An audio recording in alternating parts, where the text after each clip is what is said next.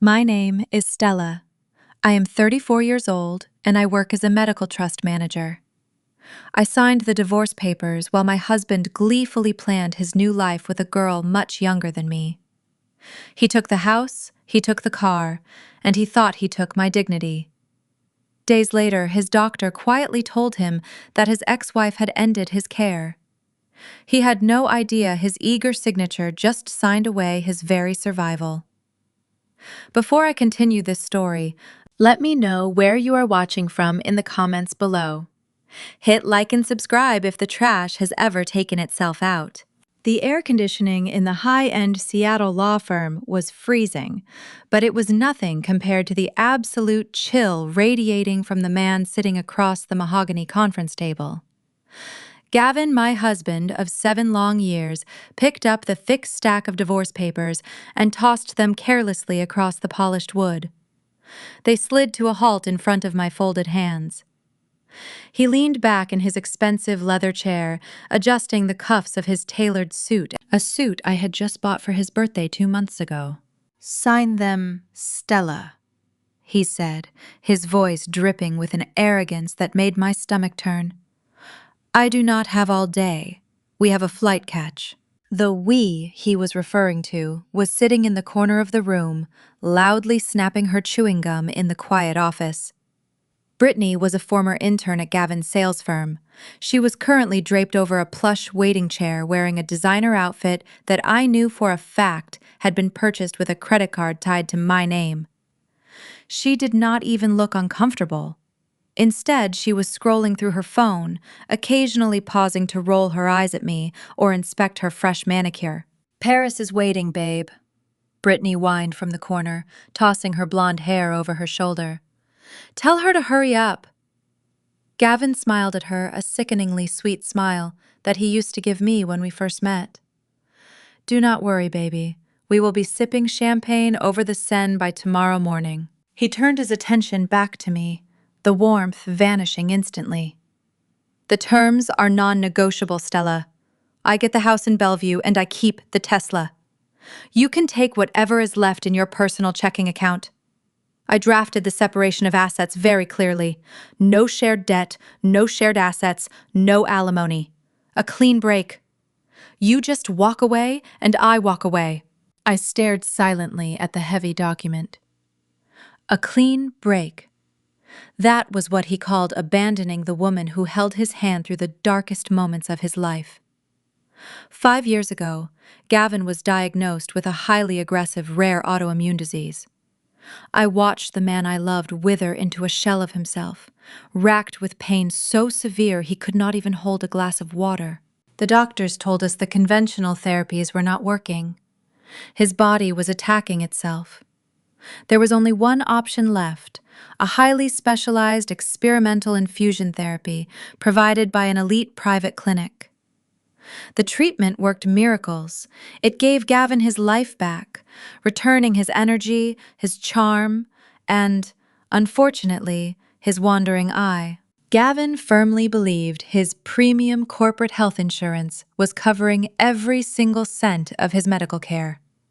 He bragged about his benefits constantly. He thought he was untouchable. What Gavin did not know was that his insurance company had denied the experimental treatment 3 years ago. They deemed it unnecessary and pulled his coverage. Because of my career as a medical trust manager, I knew exactly how to navigate the system. I quietly set up a private medical trust, funneling my own income and inheritance into an account to keep him alive. For 3 years, I had been paying $30,000 out of pocket every single month directly to Dr. Harrison's clinic to cover his infusions. I sacrificed my peace of mind to ensure my husband woke up without pain. And this was my repayment? He used the health and vitality I paid for to sleep with a 23-year-old intern. "Are you going to sign it, or sit there looking pathetic all day?" Gavin snapped, pulling me out of my thoughts. "My lawyer has other clients, Stella." I looked at the specific clause he was pointing to. He demanded we sever all financial ties. No future obligations, no shared liabilities. He instructed his lawyer to make it absolutely airtight, desperate to ensure I could not touch a dime of his money. He was completely unaware that he was eagerly severing his own life support. I picked up the heavy silver pen. I did not argue. I did not beg. I did not shed a single tear. I calmly flipped to the signature page. "Are you sure this is what you want, Gavin?" I asked, keeping my voice level. "Absolutely zero financial ties from this second forward." He laughed, a sharp, cruel sound. "I have never been more sure of anything in my entire life. Just sign the paper, Stella. You are holding up my vacation." Brittany giggled from the corner, snapping a quick photo of Gavin looking triumphant. I pressed the pen to the paper and signed my name with steady, deliberate strokes. I signed the house away. I signed the car away. I permanently signed away our entire marriage. But more importantly, I signed away my legal obligation to pay for his medical care. I slowly slid the signed papers back across the smooth mahogany table. Gavin snatched them up immediately, quickly checking to make absolutely sure my signature was there. A massive, arrogant smirk spread across his face, lighting up his cold eyes with victory. He looked over at Brittany and playfully winked silently, celebrating that they had completely destroyed me and gotten away with everything. The sharp, intrusive buzzing of a smartphone shattered the quiet tension in the conference room before Gavin could even slide the signed divorce decree into his leather briefcase. The device vibrated aggressively against the polished mahogany table. I glanced down. The screen brightly displayed the caller ID. Mom. Gavin snatched the phone with a triumphant grin, clearly eager to share his victory. Instead of lifting it to his ear, he deliberately tapped the speakerphone icon and set the device back down in the center of the table. He wanted an audience for this. He wanted Brittany to hear it, and most of all, he wanted me to suffer through it. Did the leech finally sign the papers? Patricia's shrill, grating voice echoed off the glass walls of the office. She did not bother with a greeting. She never did when it concerned me. She signed everything. Mom, Gavin replied, leaning back and crossing his arms behind his head. "The house and the car are secure. We are officially done here." Brittany leaned forward from her plush chair, letting out a loud, obnoxious cheer, clapping her manicured hands together. "Oh, thank God," Patricia exclaimed, letting out a heavy sigh of exaggerated relief. "You are finally free from that barren, useless woman. I have been telling you for years that you needed to drop her. A successful, handsome man like you deserves a real family, Gavin. You deserve a wife who can actually give you children, not some defective shell of a woman who just drains your energy and gives you absolutely nothing in return." The sheer venom in her voice was palpable. Patricia had always hated me, but she usually veiled her insults in passive-aggressive concern. Now, with the ink on the divorce papers barely dry, she unleashed her pure, unadulterated hatred. She continued her tirade, her voice growing louder and more vicious. "You make sure she does not get a single dime of alimony, Gavin. Women like her are parasites. She could not fulfill her basic biological duty as a wife, so she has absolutely no right to your hard-earned money. You take Brittany to Paris and you celebrate. Brittany is young, beautiful, and healthy. She will give me the strong grandchildren I have been waiting for. Tell that deadweight to pack her cheap bags and disappear forever." Gavin looked up at me, his eyes dancing with malicious delight. He was waiting for the breakdown. He was waiting for my face to crumple, for the tears to well up, for the desperate, pathetic defense he was so accustomed to seeing from women he emotionally abused. Brittany was outright laughing now, covering her mouth with her hand, but making sure I could see her amusement. They fully expected the insult about my infertility to utterly destroy me. It was the one topic that always made me quiet at family dinners. It was the ultimate weapon Patricia wielded against me for years.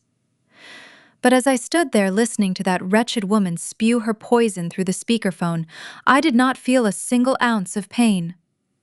I felt an overwhelming wave of irony. The absolute truth was something only 3 people on this earth knew: myself, Gavin's lead oncologist, and his fertility specialist. Gavin did not know. Patricia certainly did not know. I remembered the sterile, cold examination rooms. I remembered the devastating side effects of the experimental therapies I had been secretly funding. To keep Gavin alive, his doctors had to administer massive, overwhelming doses of highly toxic immunosuppressants and alkylating agents. The drugs were literally poison, designed to destroy his overactive immune system so it would stop attacking his own organs. And they worked. They saved his life, but they completely and permanently decimated his sperm count. The extreme chemical therapies had left Gavin 100% sterile. His body had failed. His legacy had been permanently erased by the very medicine that allowed him to sit in this expensive chair and laugh at me today. When the test results came back years ago, I saw how fragile he was. I saw how deeply insecure his illness had made him. Out of a profound, misguided sense of love and loyalty, I begged his medical team to frame our inability to conceive as unexplained infertility. I took the burden onto my own shoulders. I let him believe it was a shared problem, and eventually, I let him believe it was entirely my fault. I absorbed his mother's glare at every single Thanksgiving dinner. I swallowed the silent, bitter accusations of being less than a real woman.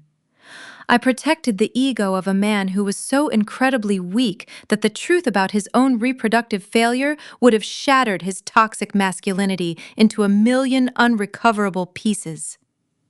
I shielded him, and he repaid me by discarding me for an intern. I looked down at the speakerphone, then up at Gavin. He was still waiting for my tears. Instead, I smoothed the front of my tailored skirt. I stood up perfectly straight, rolling my shoulders back, and then I smiled. It was not a forced, trembling smile. It was a genuine, radiant, utterly unbothered smile of pure liberation. I reached into my designer handbag, my fingers brushing past the heavy brass keys to the massive Bellevue house. I pulled them out and held them suspended over the mahogany table. With a flick of my wrist, I dropped the keys. They hit the wood with a loud, satisfying clatter that echoed sharply through the room. Gavin blinked, his smug expression faltering for a fraction of a second. He glanced at the keys, then back up at my face, clearly unsettled by my absolute lack of grief. I leaned down slightly toward the phone sitting on the table. "Patricia?" I said, my voice smooth, melodic, and completely devoid of anger. "I want to sincerely congratulate you on your new daughter-in-law. You are absolutely right. Brittany is very young and extremely healthy. I truly wish you both the absolute best of luck in your pursuit of those strong grandchildren. You are going to need an absolute miracle to get them." I stood back up, ignoring the confused silence coming from the speaker. I turned my attention to my ex-husband. "Enjoy your flight to Paris, Gavin. Have a wonderful, long life together." I turned on my heel and walked toward the heavy glass doors of the conference room. The sharp, rhythmic clicking of my heels on the hardwood floor sounded like a countdown. I did not look back. I did not wait to see the confusion settle deeper into his eyes. I walked out of that law firm with my head held high, leaving them to their hollow victory, knowing that the clock was already ticking down to his ultimate destruction. The glass doors of the conference room clicked shut behind me, sealing Gavin and his fragile ego inside their temporary delusion of victory. I stepped into the polished marble hallway, pressing the call button for the elevator. The silver doors slid open instantly, as if the building itself was eager to escort me toward my freedom.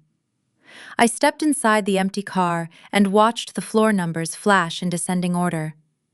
With every number that ticked by, I felt a physical weight lifting from my chest. For 5 grueling years, I had been the silent architect of Gavin's survival, carrying the crushing financial and emotional burden of a disease that ravaged his body. Now the burden was officially his to bear. The elevator touched down at the main lobby with a soft chime. I walked past the security desk, offering the guard a polite nod, and pushed through the revolving doors into the crisp, overcast afternoon. The bustling Seattle street greeted me with the familiar symphony of honking cabs and rushing pedestrians. I paused at the corner of Fifth Avenue, letting the cold air clear the lingering stench of Patricia's perfume from my senses. I reached into my handbag and pulled out my phone. I did not hesitate. I did not second-guess myself. I opened my contacts and scrolled past the attorneys and accountants, stopping at a highly restricted private number. It was the direct, unlisted cell phone number for Dr. Harrison. Dr. Harrison was the brilliant, pragmatic head of the premier private clinic that handled the most complex, untreatable medical cases in the Pacific Northwest. He was also the man who oversaw the proprietary infusion therapy that had been artificially repairing Gavin's failing immune system. The therapy was a miracle of modern medicine, an experimental biological agent that tricked Gavin's body into halting its self-destruction. But miracles in the American healthcare system are never free. They are brutally, unapologetically expensive. Because Gavin's corporate insurance provider had categorically denied the claim 3 years ago, I had stepped in to bridge the gap. Using my extensive professional network and my own private medical trust, I had become his sole financial lifeline. I pressed the call button and lifted the phone to my ear. The line rang twice before the doctor answered. Dr. Harrison speaking, his deep, authoritative voice came through the receiver. "Dr. Harrison, it is Stella," I replied, my tone perfectly even and composed. "I am calling to make an immediate, permanent update to the financial authorization on file for Gavin's treatment plan." There was a brief pause on the other end. "Stella, it is good to hear from you. Gavin is scheduled for his next biological infusion cycle early next week. Are we updating the routing numbers for the private trust disbursement again?" "No," I said, watching a city bus rattle past me on the wet street. "We are completely terminating it." The silence on the line grew heavy, stretching out for several seconds as the gravity of my instruction registered with the seasoned medical professional. "Stella, Dr. Harrison," began, his tone shifting to strictly clinical. "You understand the implications of this request. Gavin's condition is aggressively progressive. The biological agents he receives are not a cure. They are a highly volatile maintenance protocol. If we abruptly halt the infusions, his immune system will rebound rapidly. He will experience a catastrophic systemic flare-up within 48 to 72 hours of missing his next dose. The joint inflammation alone will be debilitating." "I am fully aware of the medical trajectory Dr. Harrison wants," I answered calmly. "Gavin and I have just finalized our divorce. He drafted the settlement himself. He was incredibly specific and legally aggressive about severing all financial ties and shared liabilities. He wanted a clean break. I am simply executing the legally binding contract he forced me to sign. Therefore, effective immediately, my private medical trust is no longer authorizing the $30,000 monthly payment for his care. You must remove him today." I heard the frantic clicking of a keyboard on his end. "I need you to confirm this officially for the clinic record, Stella. You are permanently withdrawing all financial sponsorship for his experimental therapy." I confirm I stated clearly, enunciating every syllable without a trace of hesitation. "I am permanently withdrawing all financial sponsorship. My trust is closed to him." Dr. Harrison let out a slow, measured breath. "The protocol is strict, Stella.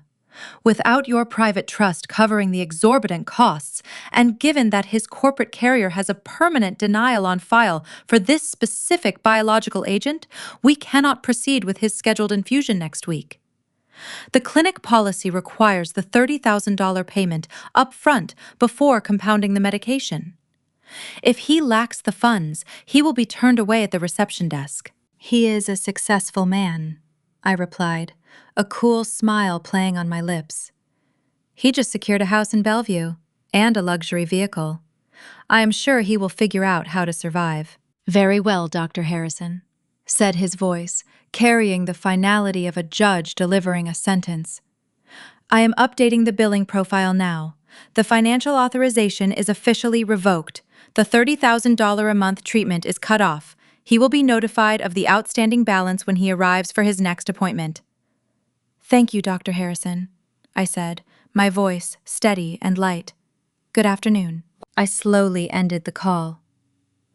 The city around me rushed forward with renewed energy.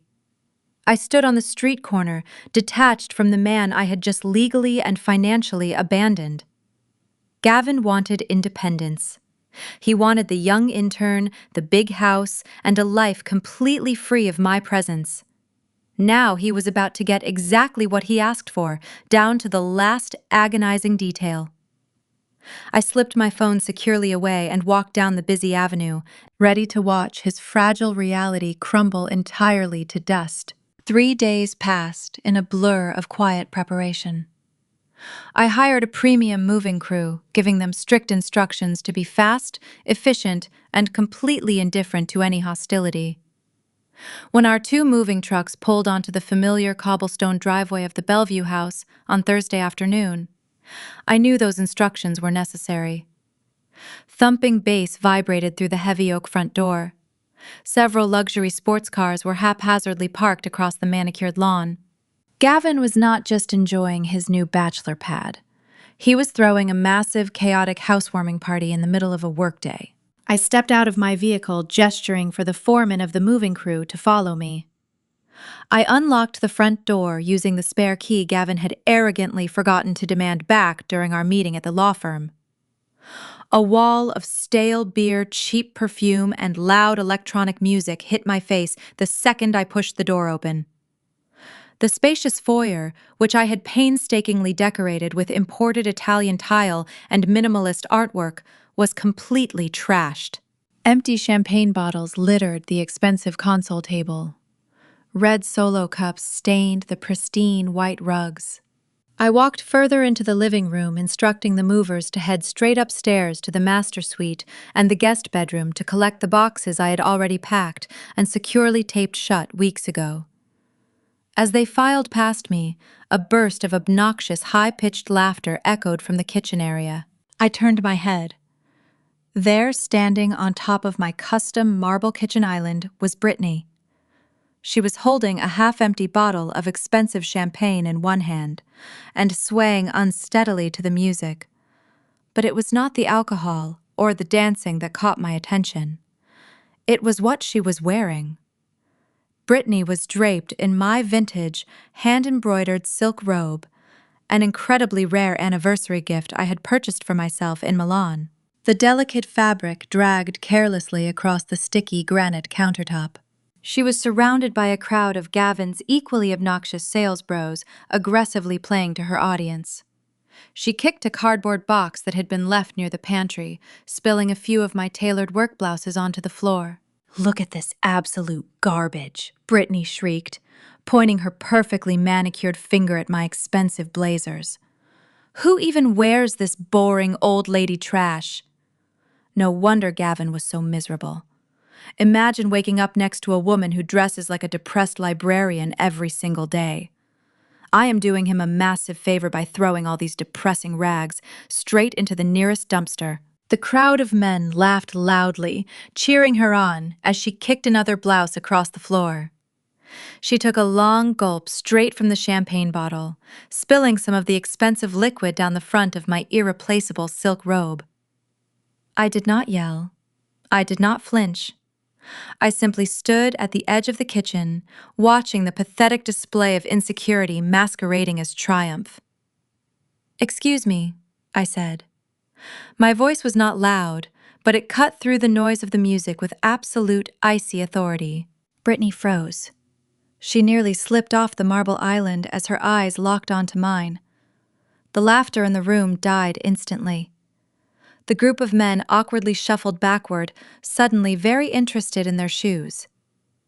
I stepped into the kitchen, pointing to the scattered clothes. "Pick those up, fold them, and put them back into the box. Then take my silk robe off your body. You are stretching the delicate embroidery, and frankly, you are sweating through it." Brittany opened her mouth to snap back, but before she could formulate a single insult, a heavy hand slammed down on the kitchen counter. "What the hell are you doing in my house?" Stella Gavin pushed his way through the crowd of his friends. His face was flushed red with alcohol and misplaced adrenaline. He was wearing a tight polo shirt, clearly eager to show off his physique to his younger friends, completely oblivious to the fact that his body would begin betraying him in a matter of hours.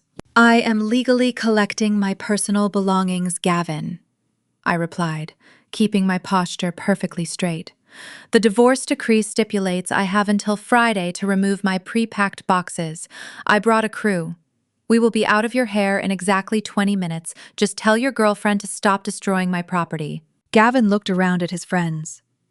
He saw them watching him, waiting to see how the big, successful man handled his boring, unwanted ex-wife. His toxic pride flared up instantly. He needed a performance. He needed to assert his dominance in front of his audience, to prove that he was the absolute winner of this divorce.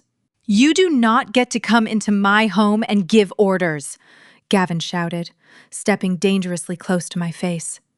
His breath smelled heavily of cheap liquor and arrogance. "This is my property. You signed it all away. You have absolutely no right to be standing in my kitchen insulting my new girlfriend." "I am not insulting her, Gavin. I am stating a fact. She is stretching the silk. Now please step aside so the movers can finish carrying my boxes out to the truck."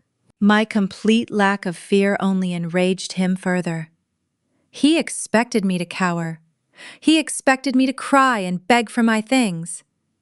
When I simply stared at him with blank, clinical detachment, his face twisted into a mask of pure, unadulterated rage. The mover dropped the heavy box. Gavin grabbed the cardboard flaps, ripping the thick tape apart. He hoisted the heavy box against his chest, his face turning purple with physical exertion. He marched outside and hurled the entire box onto the wet lawn. "Get your trash off my property, Stella!" Gavin screamed, pointing a shaking finger. I did not scream back. I checked my phone. Exactly 2 o'clock. Right on schedule. The crunch of heavy tires rolling over the cobblestone driveway broke the tense silence that had settled over the front lawn. A sleek, midnight black SUV pulled up smoothly, parking at a sharp angle that perfectly blocked in two of the flashy sports cars belonging to Gavin's friends, sending a clear, immediate message that he was now fully in control of the physical space. The engine cut off with a quiet hum. The heavy driver's side door swung open and Jamal stepped out into the damp Seattle air. At 39 years old, my brother-in-law was an imposing figure, standing a solid 6'3" with the broad shoulders of a former collegiate athlete. But Jamal did not intimidate people with his physical size. He terrified them with his intellect. Married to my older sister Rebecca, Jamal was a razor-sharp forensic financial lawyer, a man who made his lucrative living dissecting the hidden assets of corrupt executives and dismantling offshore shell companies. Today he was wearing a perfectly tailored charcoal suit, a crisp white shirt, and a silver tie. He looked like a predator who had just walked into a petting zoo. Gavin, still breathing heavily from his pathetic display of throwing my box onto the grass, puffed out his chest. He took a wide, remarkably aggressive stance, trying to project dominance on his home turf. His face was still an angry shade of crimson, the alcohol making him bold and remarkably stupid. "What the hell are you doing here?" Jamal Gavin shouted, taking a heavy step forward and pointing an accusing finger. "I told Stella to get her trash off my property.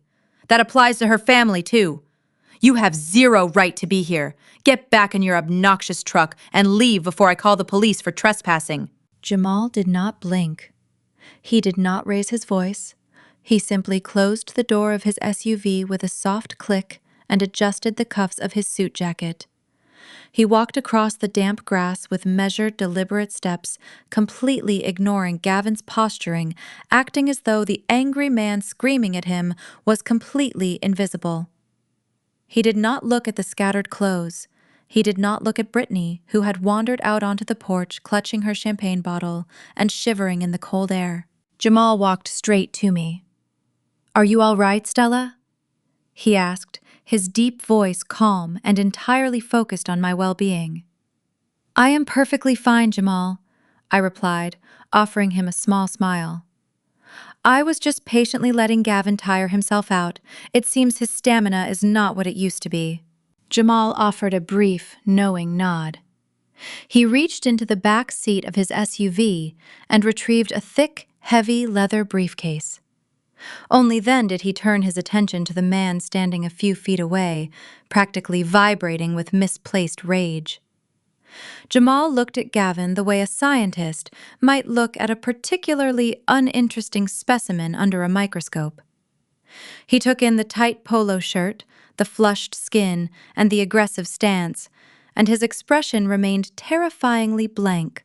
"I am not here to trespass," Gavin Jamal said, his tone polite, professional, and dripping with lethal precision. "I am here in my official capacity as Stella's forensic financial counsel to deliver a few finalizing documents regarding your divorce settlement. It is a courtesy visit. I thought you would appreciate receiving this information in person rather than through a certified mail carrier." "I already signed the settlement," Gavin sneered, crossing his arms over his chest. "Stella signed it too. It is done. We severed all financial ties. I own this house, I own my car, and I own my bank accounts. You cannot audit a closed case, Jamal. You are wasting your time. Get off my lawn." Jamal pressed the brass latches on his briefcase. They popped open with a sharp, metallic snap. He reached inside and pulled out a thick stack of audit papers, bound tightly with a heavy black clip. The stack was easily 2 inches thick, filled with spreadsheets, banking records, and highlighted transaction histories. "You are absolutely correct," Gavin Jamal agreed, his voice smooth and conversational. "You drafted a very specific, very aggressive clause in the divorce decree. You demanded that all shared assets and shared liabilities be instantly severed the moment the ink dried. You wanted a completely clean break to protect your wealth. It was a bold legal strategy." Jamal stepped forward, closing the distance between them. He held the thick stack of papers out.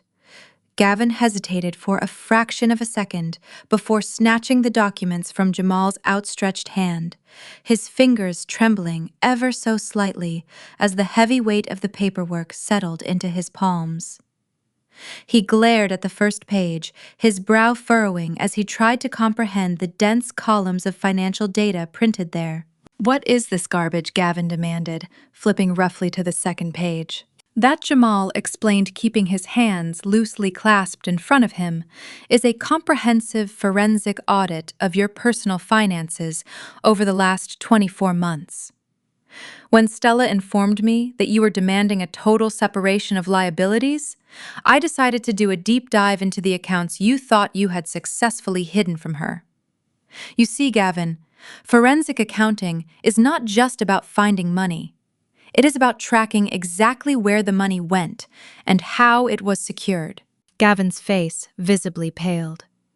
The crimson flush of alcohol and anger rapidly drained from his cheeks, leaving him looking sickly and hollow.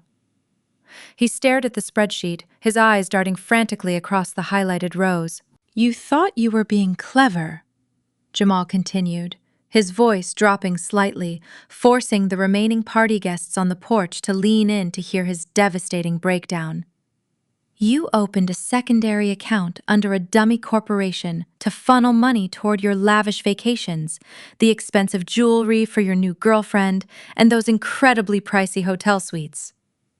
You assumed that because Stella's name was not on the paperwork, she would never find it during the discovery phase. And you were right about one thing.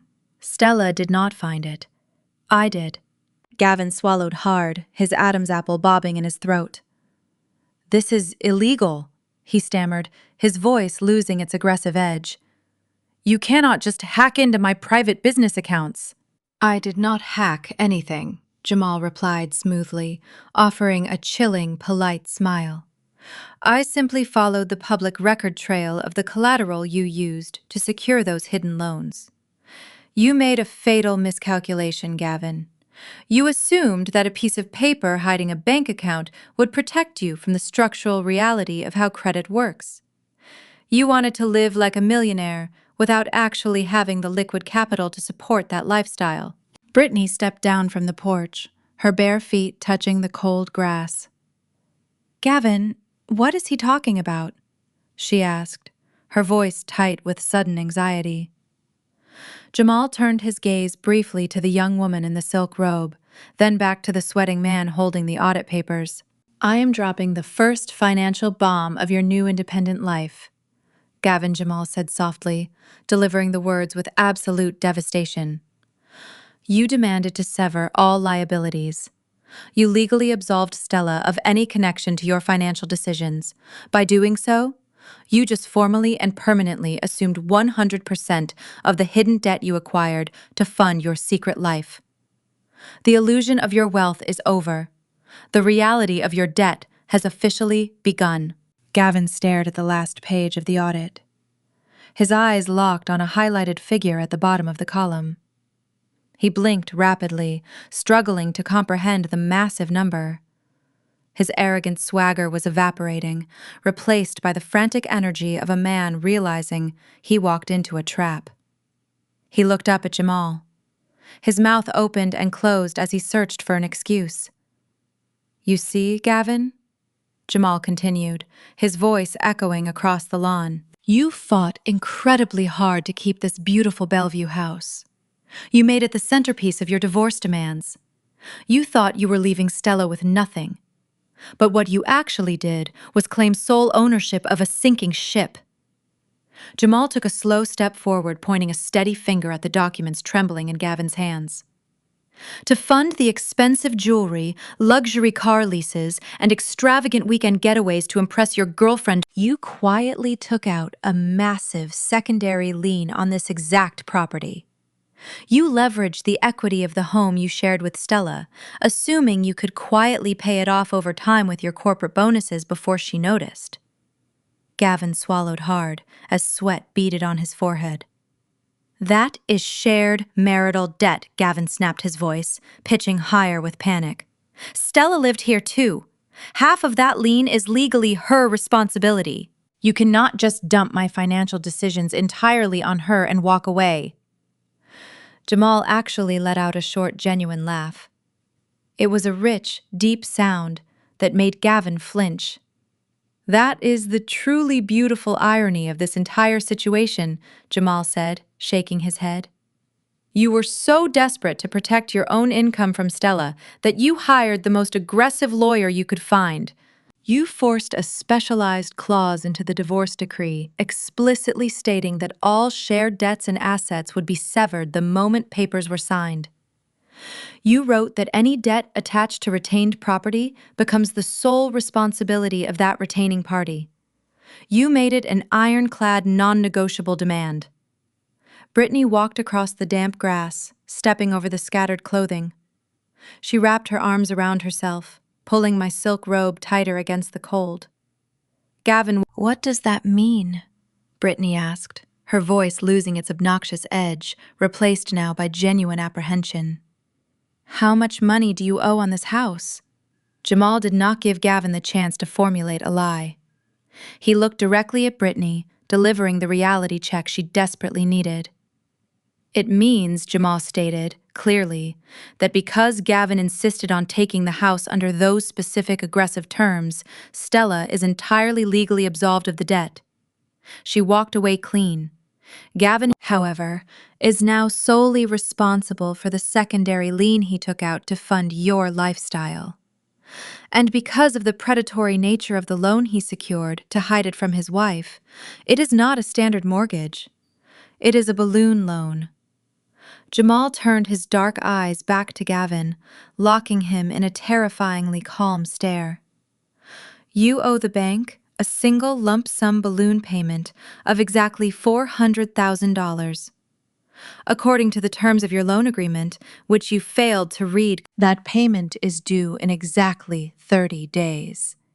If you do not wire the bank $400,000 in cash by the end of next month, they will foreclose on this property immediately. They will seize the house, the cars, and destroy your credit for the next decade. The silence that followed was absolute. The party guests lingering on the porch had gone completely still. Their red solo cups hung forgotten in their hands. Brittany stared at Gavin. Her eyes were wide with shock, waiting for him to deny it, waiting for him to tell her that the terrifying man in the tailored suit was lying. But Gavin did not deny it. He stared at the audit papers, the reality of his monumental stupidity finally crushing the last of his alcohol-fueled courage. For a moment, he looked completely broken. Then the toxic pride kicked back in. It was a defense mechanism, a desperate attempt to save face in front of his friends and his young girlfriend. Gavin crumpled the first page of the audit in his fist and let out a loud, forced bark of arrogant laughter. He threw his head back, pasting a wide, fake smile across his sweating face.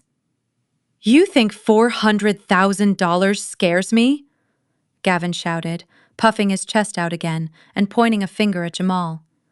"I am the top regional director of sales for a major tech firm. I pull in massive commissions every single quarter. I have a 6-figure corporate salary and full premium benefits. I can secure a personal loan tomorrow to cover the balloon payment, or I will just pay it straight out of my yearly bonus. You are wasting your breath trying to intimidate me with a banking deadline." Gavin turned to me, a nasty, bitter sneer twisting his features. "Is this really your grand master plan, Stella? You bring your scary brother-in-law here to read me my own mail? I am a wealthy, successful man. I am taking my beautiful new girlfriend to Paris tomorrow morning, and when I get back, I will write the bank a check and never think about you again. Now get the hell off my property." I looked at him, feeling nothing but pity. He believed his corporate salary made him invincible. He believed his health insurance protected his failing body. He had no idea I had stripped away his true life support. Jamal simply reached up, tipping his sunglasses down his nose, looking at Gavin with cold certainty. Jamal turned away, extending a hand toward me. He escorted me across the damp grass toward his black SUV. Before closing the heavy door, Jamal looked back over his shoulder. "You really have no idea what you just threw away, man," Jamal said quietly. The heavy door of the black SUV slammed shut, cutting off the chilling finality of Jamal's words. Gavin stood on the damp grass, watching the vehicle glide effortlessly down the cobblestone driveway and disappear around the corner. He forcefully shoved the thick stack of audit papers into the nearest garbage can. He refused to let the brief moment of panic take root in his mind. He was Gavin, a top-tier regional director of sales, a man who had just secured his freedom, his house, and a gorgeous young girlfriend. He convinced himself that Jamal was just running a cheap intimidation tactic. The $400,000 balloon payment was a problem for next month. Right now, he had a flight to Paris to catch and a celebratory weekend to enjoy. He turned back toward his cheering friends and the beautiful woman wrapped in silk determined to brush off the encounter. 72 hours later, the adrenaline of his supposed victory had entirely worn off, replaced by a subtle, creeping ache deep within his joints. The flight to Paris had been postponed. Brittany had thrown a massive tantrum when he claimed a sudden work emergency required him to stay in Seattle for a few more days, but Gavin knew the real reason he could not get on that plane. The deep, familiar throb in his knees and the stiffness in his lower back were the early warning signs of an impending autoimmune flare-up. His body was reminding him that it was time for his bi-weekly biological infusion. He needed his medicine before the pain became debilitating. Gavin pulled his newly secured Tesla into the private underground parking garage of the elite medical facility. Dr. Harrison's clinic was not a standard hospital. It was a discreet, ultra-luxurious wellness center designed exclusively for Seattle's highest-earning elite. The walls were lined with imported mahogany, the waiting areas featured plush velvet seating, and the air always smelled faintly of expensive eucalyptus and lavender. For the past 3 years, coming here had been a badge of honor for Gavin. It proved his corporate status. It proved his superior health coverage. He grabbed his designer jacket, rolled his shoulders to ease the stiffness creeping into his neck, and marched toward the private elevator. The elevator doors opened quietly onto the penthouse floor. Gavin stepped out with the confident, arrogant strut of a man who believed he owned the world. He approached the sleek, curved marble reception desk. A young woman in perfectly tailored scrubs was typing on her computer. She did not immediately look up, which irritated Gavin.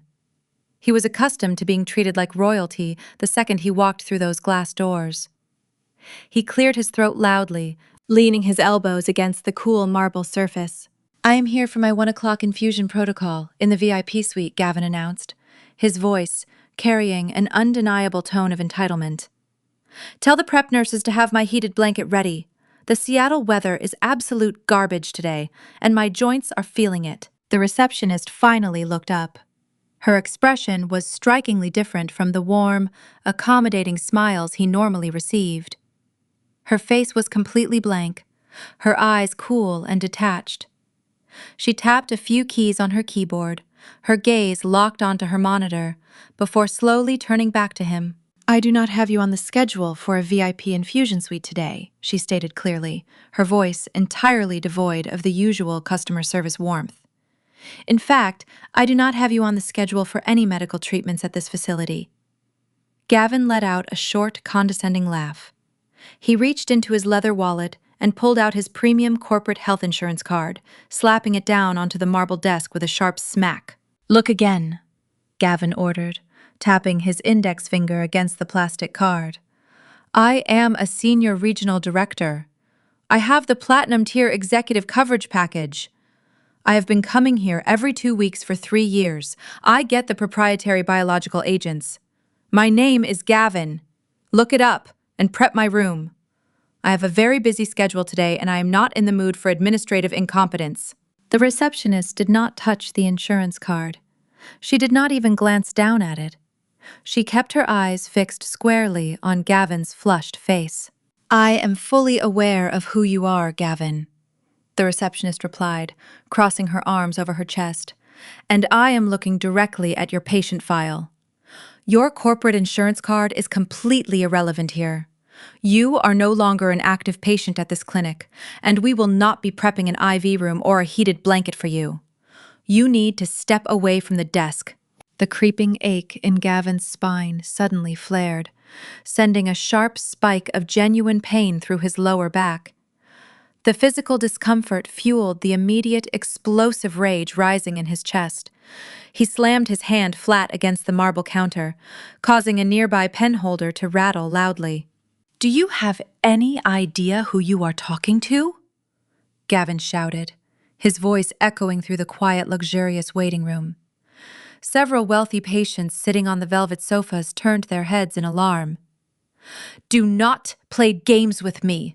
I have a severe autoimmune condition. I need my biological agents right now.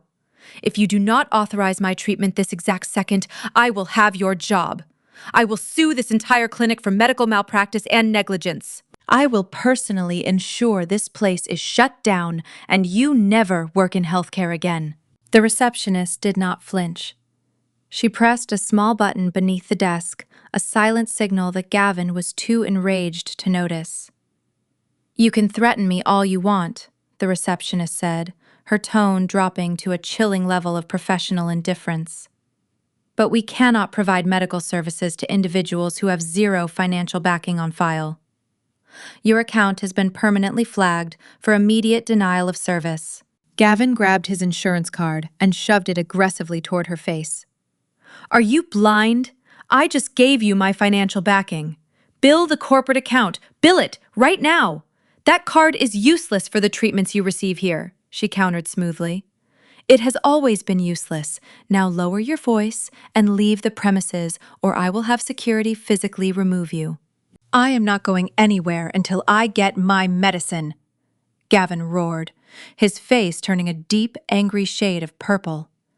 The physical pain in his joints was escalating rapidly now. Mixing with his absolute panic, the smug, victorious facade he had worn just 3 days ago was entirely gone, replaced by the frantic desperation of a man losing control. Get Dr. Harrison out here right now!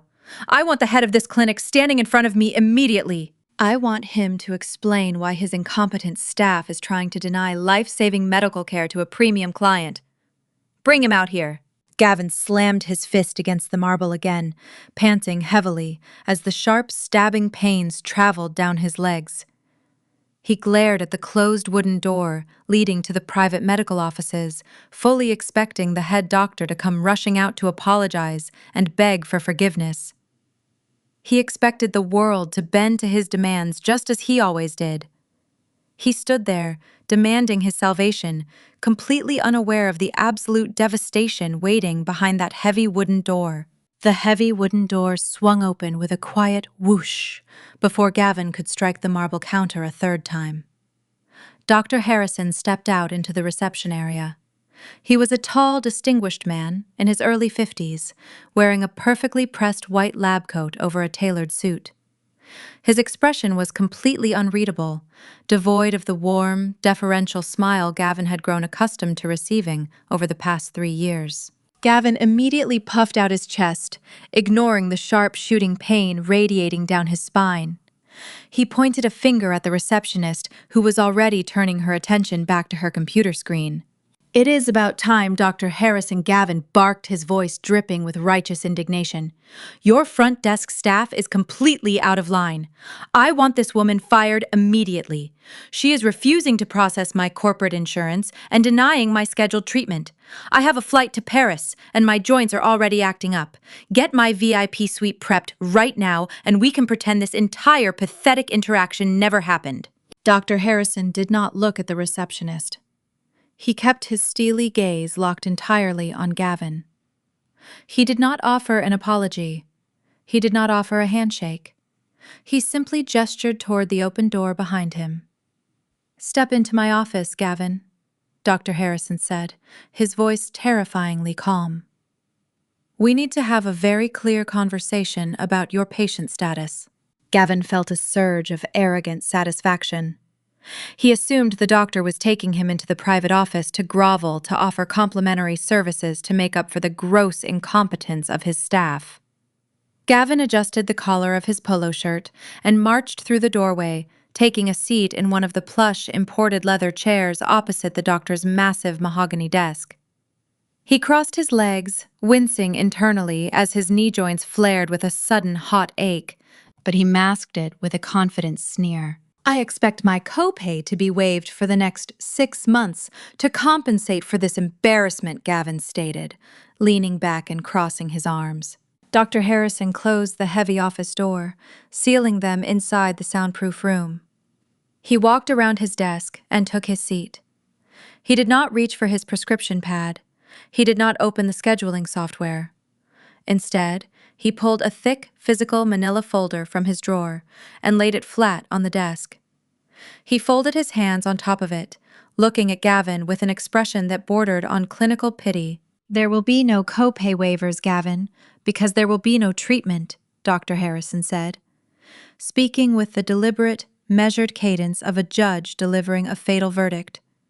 "My receptionist was completely accurate. You are no longer authorized to receive medical care at this facility." Gavin laughed a harsh, abrasive sound. "Are you out of your mind? I have a platinum-tier corporate health plan. My company pays thousands of dollars a month for premium coverage. You are looking at a massive malpractice lawsuit if you deny me my biological agents." Dr. Harrison opened the manila folder. He slowly turned the document to face Gavin. It was an insurance determination letter, printed on heavy letterhead, bearing a bold red stamp across the top right corner. The stamp read, "Denied," in all capital letters. Your corporate insurance plan is an excellent policy for standard medical issues, Dr. Harrison explained smoothly. However, the proprietary biological infusion you receive here is highly experimental. It is not FDA approved for your specific autoimmune condition. It is considered an off-label elective therapy. Therefore, your premium corporate health plan categorically denied coverage for this medication exactly 36 months ago. Gavin stared at the red stamp, his brain struggling to process the words. "That is impossible," he stammered, the arrogant edge slipping from his voice. "I have been sitting in your VIP suite getting these infusions every 2 weeks for 3 years. If my insurance denied it, how the hell have I been getting the treatments? Did your billing department screw up? If you guys made an administrative error, I am not paying for your mistake." "We do not make administrative errors at a facility of this caliber," Dr. Harrison replied, his eyes narrowing slightly. "You have been receiving the treatments because someone else has been absorbing the financial liability. The experimental biological agent keeping your immune system from destroying your internal organs costs exactly $30,000 per month to manufacture, transport, and administer." $30,000 a month, Gavin repeated, his breath catching in his throat as the monumental figure washed over him. "That is over $360,000 a year." "Yes, it is," Dr. Harrison confirmed, tapping a finger against the detailed ledger inside the folder. "And your corporate insurance has not paid a single dime of it. The only reason you are sitting in that chair today, functioning, walking, and not bedridden in agonizing, crippling pain is because of Stella." Gavin froze. The entire room seemed to suddenly lose its oxygen. The sharp ache in his lower back spiked violently, a physical manifestation of his rising panic. "Stella," he managed to whisper. Dr. Harrison flipped to the next page of the file, displaying a long list of wire transfer confirmations. "Stella is an elite medical trust manager. She understands the intricate loopholes of the private healthcare sector better than anyone I have ever met. When your corporate insurance sent this denial letter 3 years ago, she specifically instructed my clinic to keep it a secret from you. She knew how incredibly fragile your ego was. She knew that the stress of a permanent denial would exacerbate your autoimmune flare-ups. So she took matters into her own hands." Gavin's hands began to tremble. He gripped the armrests of the leather chair to hide the shaking, but Dr. Harrison noticed. "For 3 years, Dr. Harrison continued, his voice a steady, unrelenting hammer. Stella has been utilizing her professional network to funnel her own private wealth into a specialized medical trust. Every single month, like clockwork, her trust wires $30,000 in cash directly to this clinic to secure your biological agents. She paid for your health. She paid for your vitality. She paid for your very survival out of her own pocket, completely bypassing your worthless insurance card." Gavin felt a cold sweat break out across the back of his neck. The pieces were clicking together with terrifying speed. The custom divorce settlement he had so aggressively demanded. The absolute separation of all financial assets. The clean break he had gloated about to Brittany. Stella signing the papers with that serene, unbothered smile. "She set me up," Gavin gasped, shaking his head in frantic denial. "She cannot just turn it off. She is my wife." "She was your wife," Dr. Harrison corrected sharply.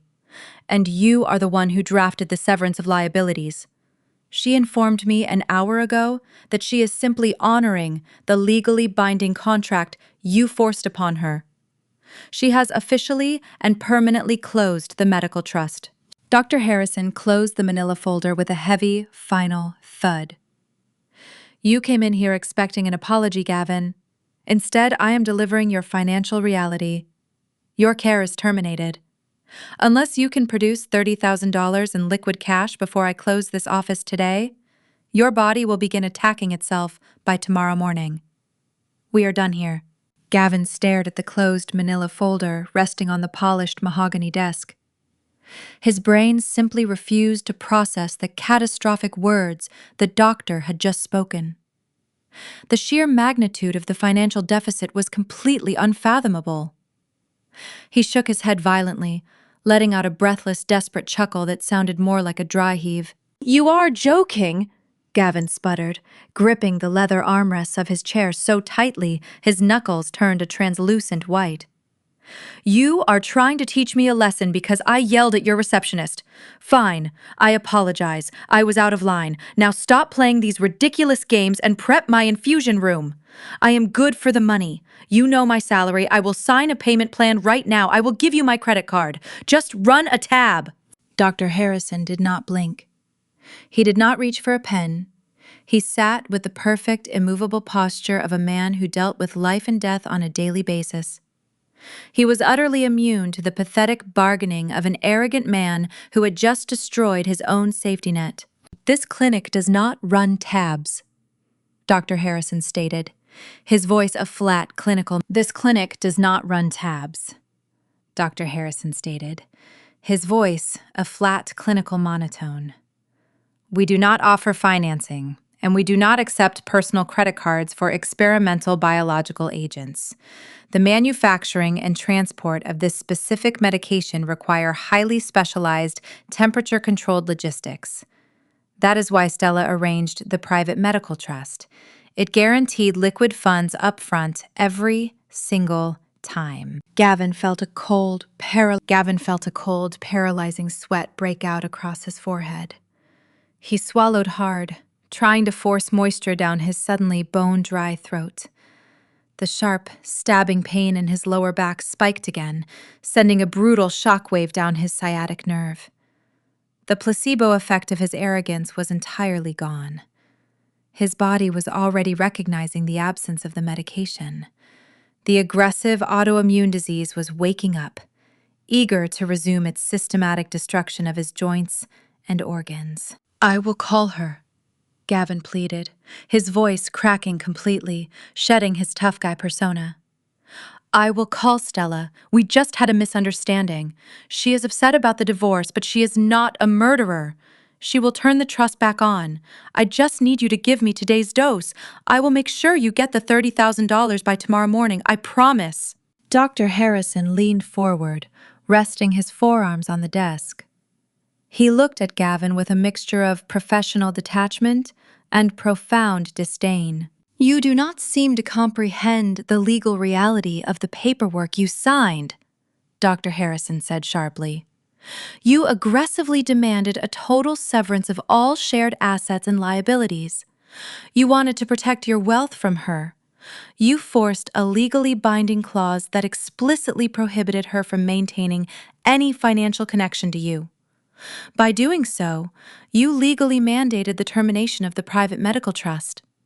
Stella did not cut you off out of spite.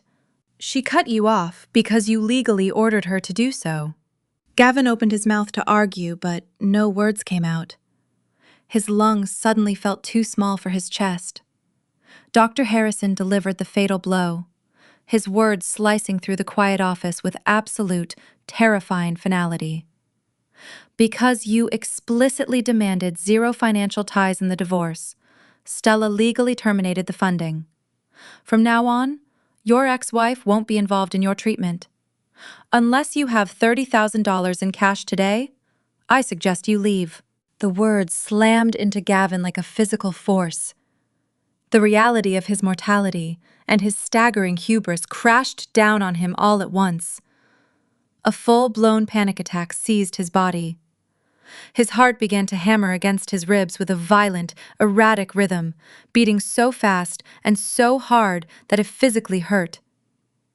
The luxurious wood-paneled office began to spin, the edges of his vision blurring into a suffocating dark tunnel. He tried to draw a breath, but his throat locked up. He was suffocating. He gasped, his hands flying to his chest, his fingers clawing at the expensive fabric of his polo shirt. The air in the room felt impossibly thin. "No," Gavin choked out, tears of genuine, unadulterated terror springing to his eyes. "No, you cannot let me die. I will die without the medicine. You took an oath. You have to treat me. I took an oath to do no harm, Dr. Harrison corrected smoothly. I am not harming you. I am simply declining to provide a highly experimental, non-FDA approved $30,000 elective therapy for free. You are experiencing a panic attack, Gavin. It is a psychological response to your own actions. I suggest you focus on your breathing. Gavin could not focus on his breathing. The physical pain in his joints was amplifying with every frantic heartbeat. His knees throbbed with a hot, searing agony. His wrists ached. The autoimmune disease was practically roaring to life, sensing the sudden absence of the biological barrier that had suppressed it for 3 years. He thought of the massive house in Bellevue. He thought of the secondary lien he owed the bank. He thought of the $400,000 balloon payment Jamal had revealed. He thought of Brittany standing in the kitchen, wearing Stella's silk robe, laughing at his ex-wife's clothes.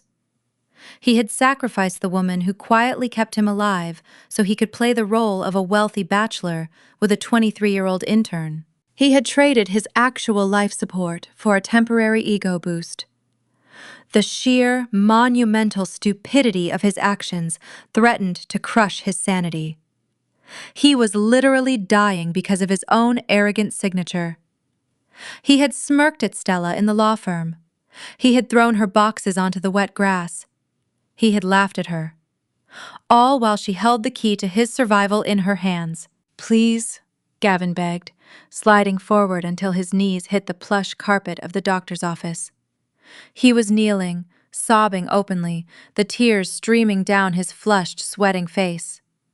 Please, Dr. Harrison, I will lose the house. I will lose everything. If I cannot walk, if I cannot work, I am dead. I will find the money. I just need a few hours. Please, do not send me away to die. Dr. Harrison stood up from his desk. He looked down at the pathetic, weeping man kneeling on his floor. There was no sympathy in his eyes. There was only the cold, harsh reality of the private healthcare system. You have exactly until the end of the business day to secure the funds, Dr. Harrison said, glancing at his expensive watch. If you can wire $30,000 into the clinic's operating account before 5 o'clock, I will authorize the prep nurses to begin compounding your biological agents. If the funds do not clear, my security team will escort you off the premises and your patient file will be permanently closed. I suggest you get off my floor and start making phone calls.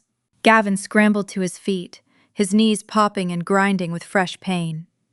He stumbled backward, his hands shaking violently as he reached for the brass handle of the heavy wooden door. He had to find the money. He had to drain his emergency savings. He had to call Brittany. He threw the door open and staggered out into the reception area, his mind consumed by absolute terror and the agonizing countdown ticking away in his failing body. Gavin stumbled blindly past the marble reception desk, completely ignoring the icy glare of the receptionist he had threatened just minutes earlier. Every step he took toward the private elevators sent a jagged, white-hot bolt of agony shooting up his legs. His knees felt like they were packed with crushed glass. The adrenaline that had fueled his initial panic attack was rapidly burning off, leaving nothing but the raw, unfiltered reality of his failing immune system. The heavy elevator doors slid open, and he practically fell inside, slamming his fist against the button for the underground parking garage. He leaned heavily against the mirrored wall of the elevator car, gasping for air. The cold metal provided a brief, fleeting distraction from the fire spreading through his joints. He pulled his smartphone from his pocket with trembling, uncoordinated fingers. His vision was swimming. The pristine screen of his phone felt slippery with his own cold sweat. He needed to reach Brittany immediately. He needed her to access his secure banking app on the tablet back at the house and initiate an emergency wire transfer. He had $50,000 sitting in a high-yield savings account, a private safety net he had aggressively hidden from Stella during the divorce proceedings by routing it through a secondary offshore LLC. It was the only liquid cash he possessed that was not tied up in the toxic balloon loan Jamal had uncovered. The elevator chimed, and the doors parted to reveal the dimly lit concrete expanse of the underground garage. Gavin limped heavily toward his custom Tesla, his breathing ragged and shallow. He leaned against the sleek hood of the expensive vehicle, using it to support his failing body weight, before yanking the driver's side door open and collapsing into the premium leather seat. He slammed the door shut, locking himself inside the quiet, insulated cabin. He unlocked his phone, his thumb slipping twice before he managed to dial Brittany's number. He put the call on speaker, resting the device on the center console because his hands were shaking too violently to hold it to his ear. The line rang. It rang a second time, a third. Every passing second felt like an eternity. He stared at the digital clock on the dashboard. It was already past 2 in the afternoon. Dr. Harrison had given him until 5. The agonizing countdown was ticking loudly in his mind, echoing the frantic hammering of his heart. Finally, on the 5th ring, the call connected. "Hello?" Brittany answered, her voice sounding bored and slightly muffled as if she had the phone wedged between her shoulder and her ear. "Brittany, listen to me," Gavin gasped out, cutting straight to the point. "I need you to drop whatever you are doing right now. Go to my home office, turn on the secure tablet on my desk. The passcode is your birth year followed by my initials. I need you to initiate a wire transfer immediately." "Gavin, calm down.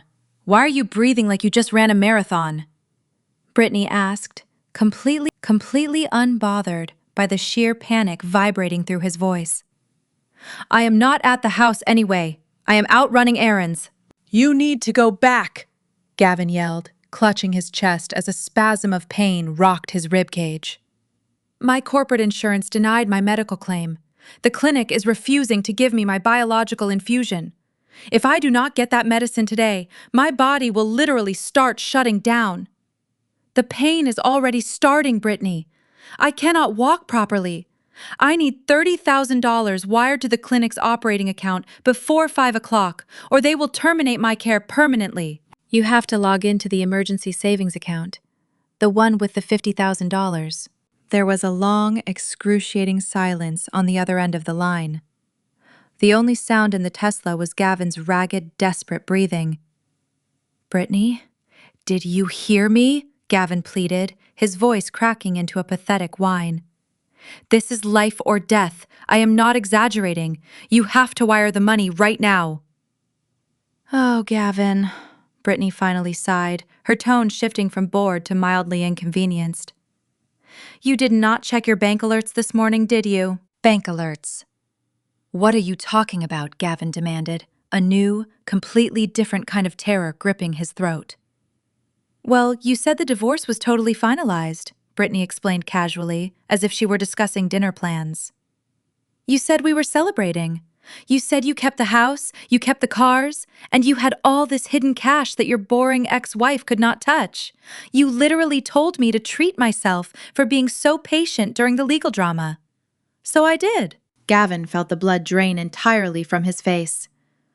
"What did you do, Brittany?" "I went to the luxury import dealership downtown," she announced, a hint of obnoxious pride returning to her voice. "You know that custom Porsche Cayenne I have been obsessing over for months? The chalk gray one with the Bordeaux red leather interior? Well, I negotiated an incredible lease term. The salesman was super helpful. But because my credit history is a little short, they required a massive non-refundable down payment to secure the vehicle and finalize the lease under my name." "No." Gavin whispered, his entire body going numb. "Tell me you did not. I used the emergency account routing numbers you saved on the tablet." Brittany continued brightly, completely ignoring his horror. "I wired the entire $50,000 this morning as the deposit. It was a wire transfer, Gavin, so it cleared instantly. The dealership already possesses the funds, and I am picking up the keys on Monday. It is going to look absolutely stunning parked next to your Tesla." "You spent all of it!" Gavin screamed, slamming his fist against the steering wheel. The impact sent a blinding flash of agony up his arm, but the physical pain was nothing compared to the psychological devastation destroying his mind. You spent my entire emergency medical fund on a car, Brittany. I am dying. The clinic needs that money today. You have to go back to the dealership. You have to tell them it was a mistake. You have to demand a refund right now. I cannot just demand a refund, Gavin. Brittany snapped back, finally sounding annoyed. I signed a legally binding contract. The down payment is strictly non-refundable. The salesman was very clear about that. Besides, I cannot go back downtown right now anyway. I am already running late for my deep tissue massage and facial at the resort spa across town. A spa appointment. Gavin choked out tears of absolute despair, spilling hot over his cheeks. I am sitting in a parking garage, unable to walk, and you are going to a spa appointment? You are being incredibly dramatic, Brittany sighed heavily. Just use one of your fancy credit cards, or ask your scary brother-in-law for a loan. Look, my masseuse is waving me back to the treatment room. I have to go. Drink some water and take an ibuprofen, Gavin. I will see you at the house tonight. Brittany, do not hang up, Gavin begged, openly sobbing into the phone. Please! The line went dead. A sharp beep signaled the end of the call, followed by the suffocating silence of the insulated car cabin. Gavin stared at the screen, watching Brittany's name fade into darkness. He was alone. The $400,000 balloon payment loomed over his stolen house. The $30,000 medical bill stood between him and his survival.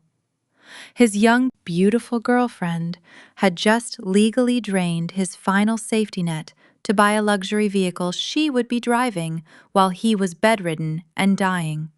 Gavin dropped the phone onto the passenger seat. He curled forward, pressing his forehead against the steering wheel as the autoimmune fire consumed his spine. The clock on the dashboard quietly changed to 2:15. The countdown marched forward, completely indifferent to his suffering. 48 hours later, the biological barrier inside Gavin's body disintegrated. The autoimmune flare-up hit him with the blunt, devastating force of a freight train. It began in his hands, a deep ache that curled his fingers inward until they locked into rigid claws. By the second night, the inflammation had spread like wildfire through every major joint. His knees swelled to twice their normal size, radiating a searing white-hot agony with every microscopic movement. His spine felt packed with burning coals. He was entirely bedridden, trapped beneath the heavy designer duvet in the Bellevue Master Suite, shivering violently from a sudden spiking fever. Brittany was nowhere to be found. After realizing Gavin was no longer her bottomless bank account, she developed a busy social schedule. She left him alone in the dark, too disgusted by his weakness to bring him water. Terrified and drowning in pain, Gavin turned to the only person who had ever saved him.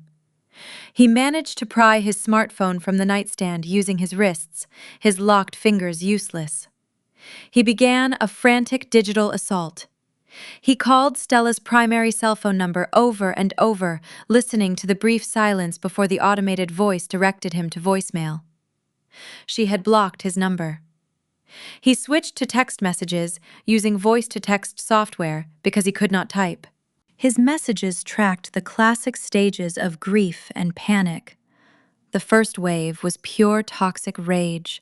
He screamed into the microphone, demanding she unblock him, threatening to sue her, accusing her of attempted murder. When the threats yielded silence, his tone shifted to frantic bargaining. He promised to sell the house, to give her back the Tesla, to fire his lawyers and rewrite the divorce settlement exactly the way she wanted. He swore he would kick Brittany out that very night if Stella would wire the money to Dr. Harrison's clinic. When another 12 hours passed with no response, and the physical pain reached an unbearable crescendo, Gavin abandoned his pride entirely. He descended into pathetic, unadulterated begging. He left dozens of breathless, sobbing voicemails. He begged her to remember their wedding vows. He cried about how much he loved her, claiming Brittany meant nothing. He pleaded for his life, his voice cracking and fading into whimpers as the fever ravaged his vocal cords. He sent over 300 messages screaming into a digital void, completely unaware his desperate pleas were not reaching her phone. Miles away, high above the chaotic Seattle streets, Stella sat in her pristine corner office. The floor-to-ceiling windows offered a commanding, panoramic view of the Puget Sound, the gray waters perfectly matching the sleek aesthetic of her workspace. She took a slow sip of her artisan green tea, savoring the absolute tranquility of her environment. There was no screaming, there was no chaos, there was no sick, demanding husband draining her energy. Stella set her ceramic mug down on her immaculate glass desk and moved her wireless mouse. She opened her private email client and clicked on a heavily encrypted hidden folder labeled Diverted Communications. When she had legally changed her contact information during the divorce, she had set up a specialized digital filter. Any call, text, or voicemail originating from Gavin's phone number, his corporate email, or his secondary accounts was automatically blocked from her primary devices. Instead, they were silently intercepted, transcribed by an automated software program, and dumped directly into this isolated folder. It was a digital quarantine zone for his toxicity. Stella watched the notification counter on the folder tick upward in real time. 280 messages, 312, 340. The volume of his panic was staggering. She clicked the folder open not to read the messages, but simply to observe the frantic subject lines generated by the transcription software. The screen was flooded with bold text. "Please, Stella, I am dying. Stella, you have to save me. I am so sorry, Brittany means nothing. Please pick up the phone." She leaned back in her ergonomic chair, staring at the endless wall of desperate text. She did not feel a single ounce of pity. Instead, her mind drifted back to the agonizing reality of the last 5 years. The memories washed over her stark and validating. She remembered the countless, grueling nights she had stayed awake until dawn, holding his sweat-soaked hand while he writhed in pain. She remembered the expensive vacations she had canceled, the career opportunities she had declined, and the sheer, bone-deep exhaustion she had endured to ensure he was comfortable. She had sacrificed her youth, her peace, and her financial security to manage his illness. She had meticulously researched his medications, organized his specialized diet, and fought with insurance executives on his behalf. She had been his nurse, his advocate, and his savior. And how had he repaid a half-decade of her unwavering devotion? The exact second the experimental infusions made him feel strong and handsome again, he decided he was too good for the woman who had kept him alive. He decided he deserved a 23-year-old intern who cared about nothing but champagne and sports cars. He cast his loyal wife aside like expired medication, eager to trade her in for a younger, flashier model. He had looked her dead in the eye at the law firm and mocked her, entirely confident that he had won. Now he was choking on the reality of the life he had so aggressively demanded. He was trapped in the massive, expensive house he stole from her, abandoned by the young mistress he replaced her with, and dying from the disease she had shielded him from. The symmetry of his destruction was absolute perfection. Stella did not click on a single email. She did not read the lengthy, pathetic essays he had dictated through his tears. She did not listen to the audio files of him choking on his own regret.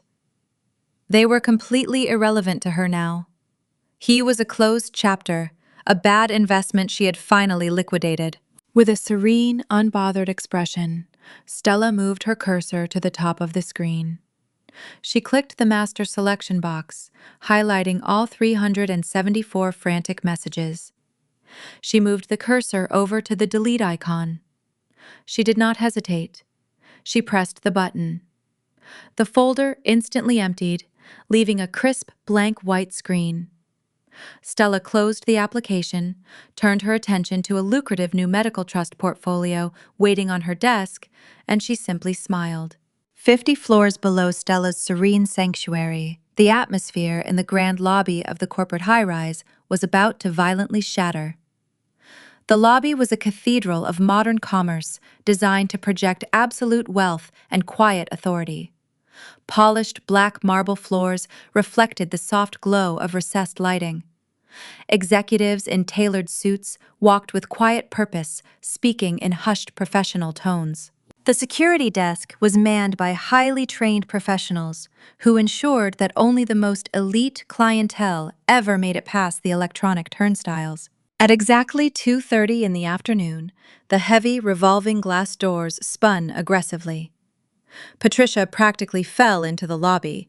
She looked nothing like the smug, arrogant woman who had hurled insults through a speakerphone just a few days prior. The polished country club facade had completely disintegrated. Her usually immaculate blonde hair was matted and wild, sticking up at odd angles. Her expensive designer trench coat was buttoned unevenly, and her mascara had run down her cheeks, leaving dark, jagged streaks across her pale skin. She was vibrating with a toxic mixture of panic entitlement and blind rage.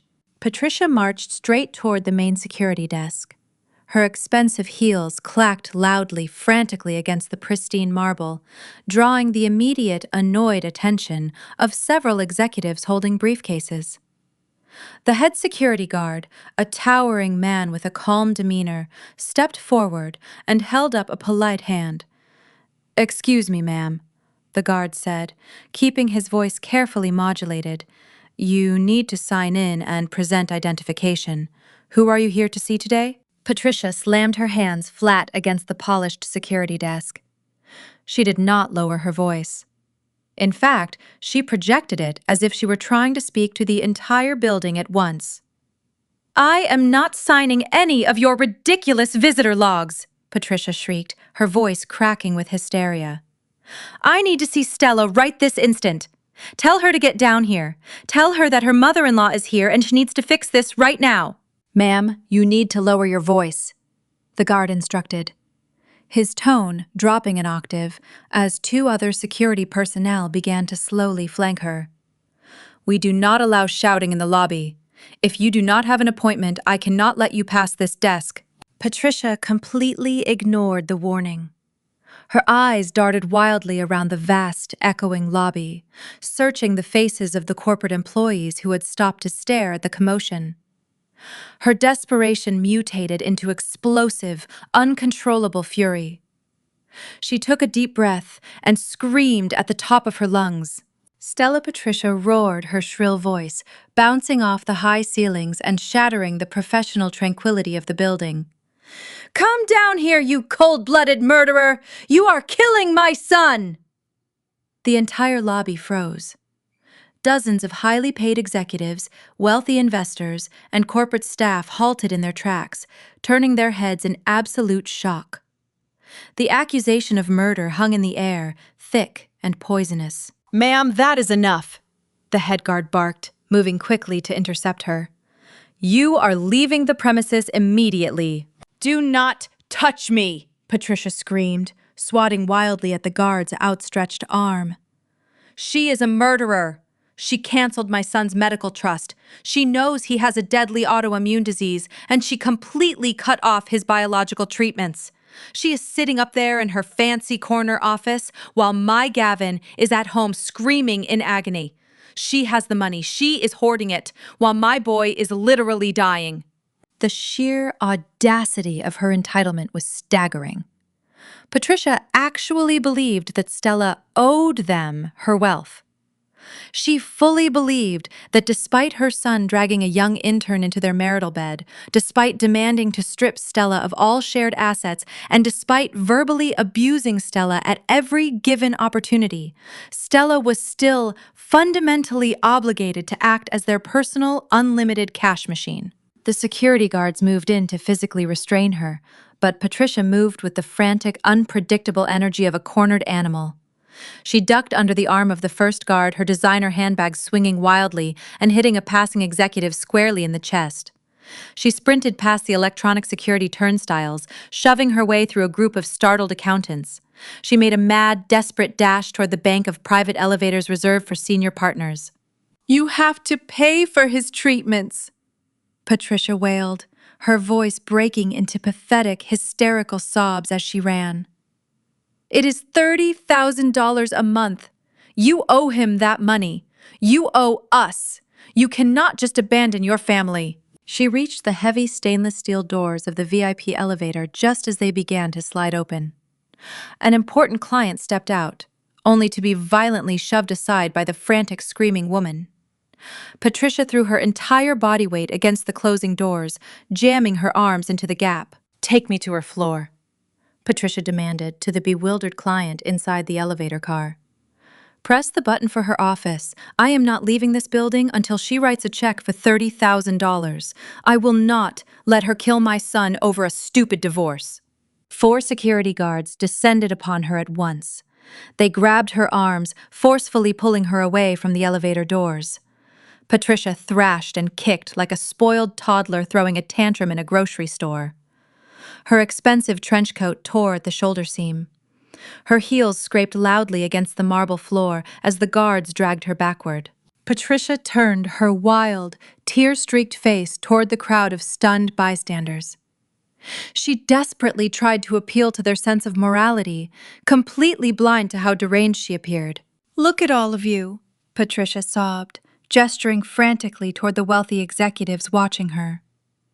"You all sit up in these glass towers, managing millions of dollars. My son needs $30,000 today, right now. His immune system is destroying his organs.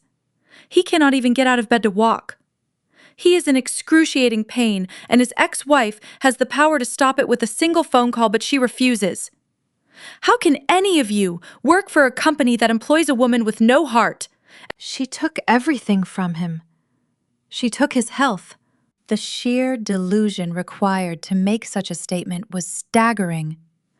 Patricia conveniently omitted the fact that Gavin had cheated, that Gavin had demanded the divorce, and that Gavin had insisted on severing all financial ties to protect his own non-existent wealth.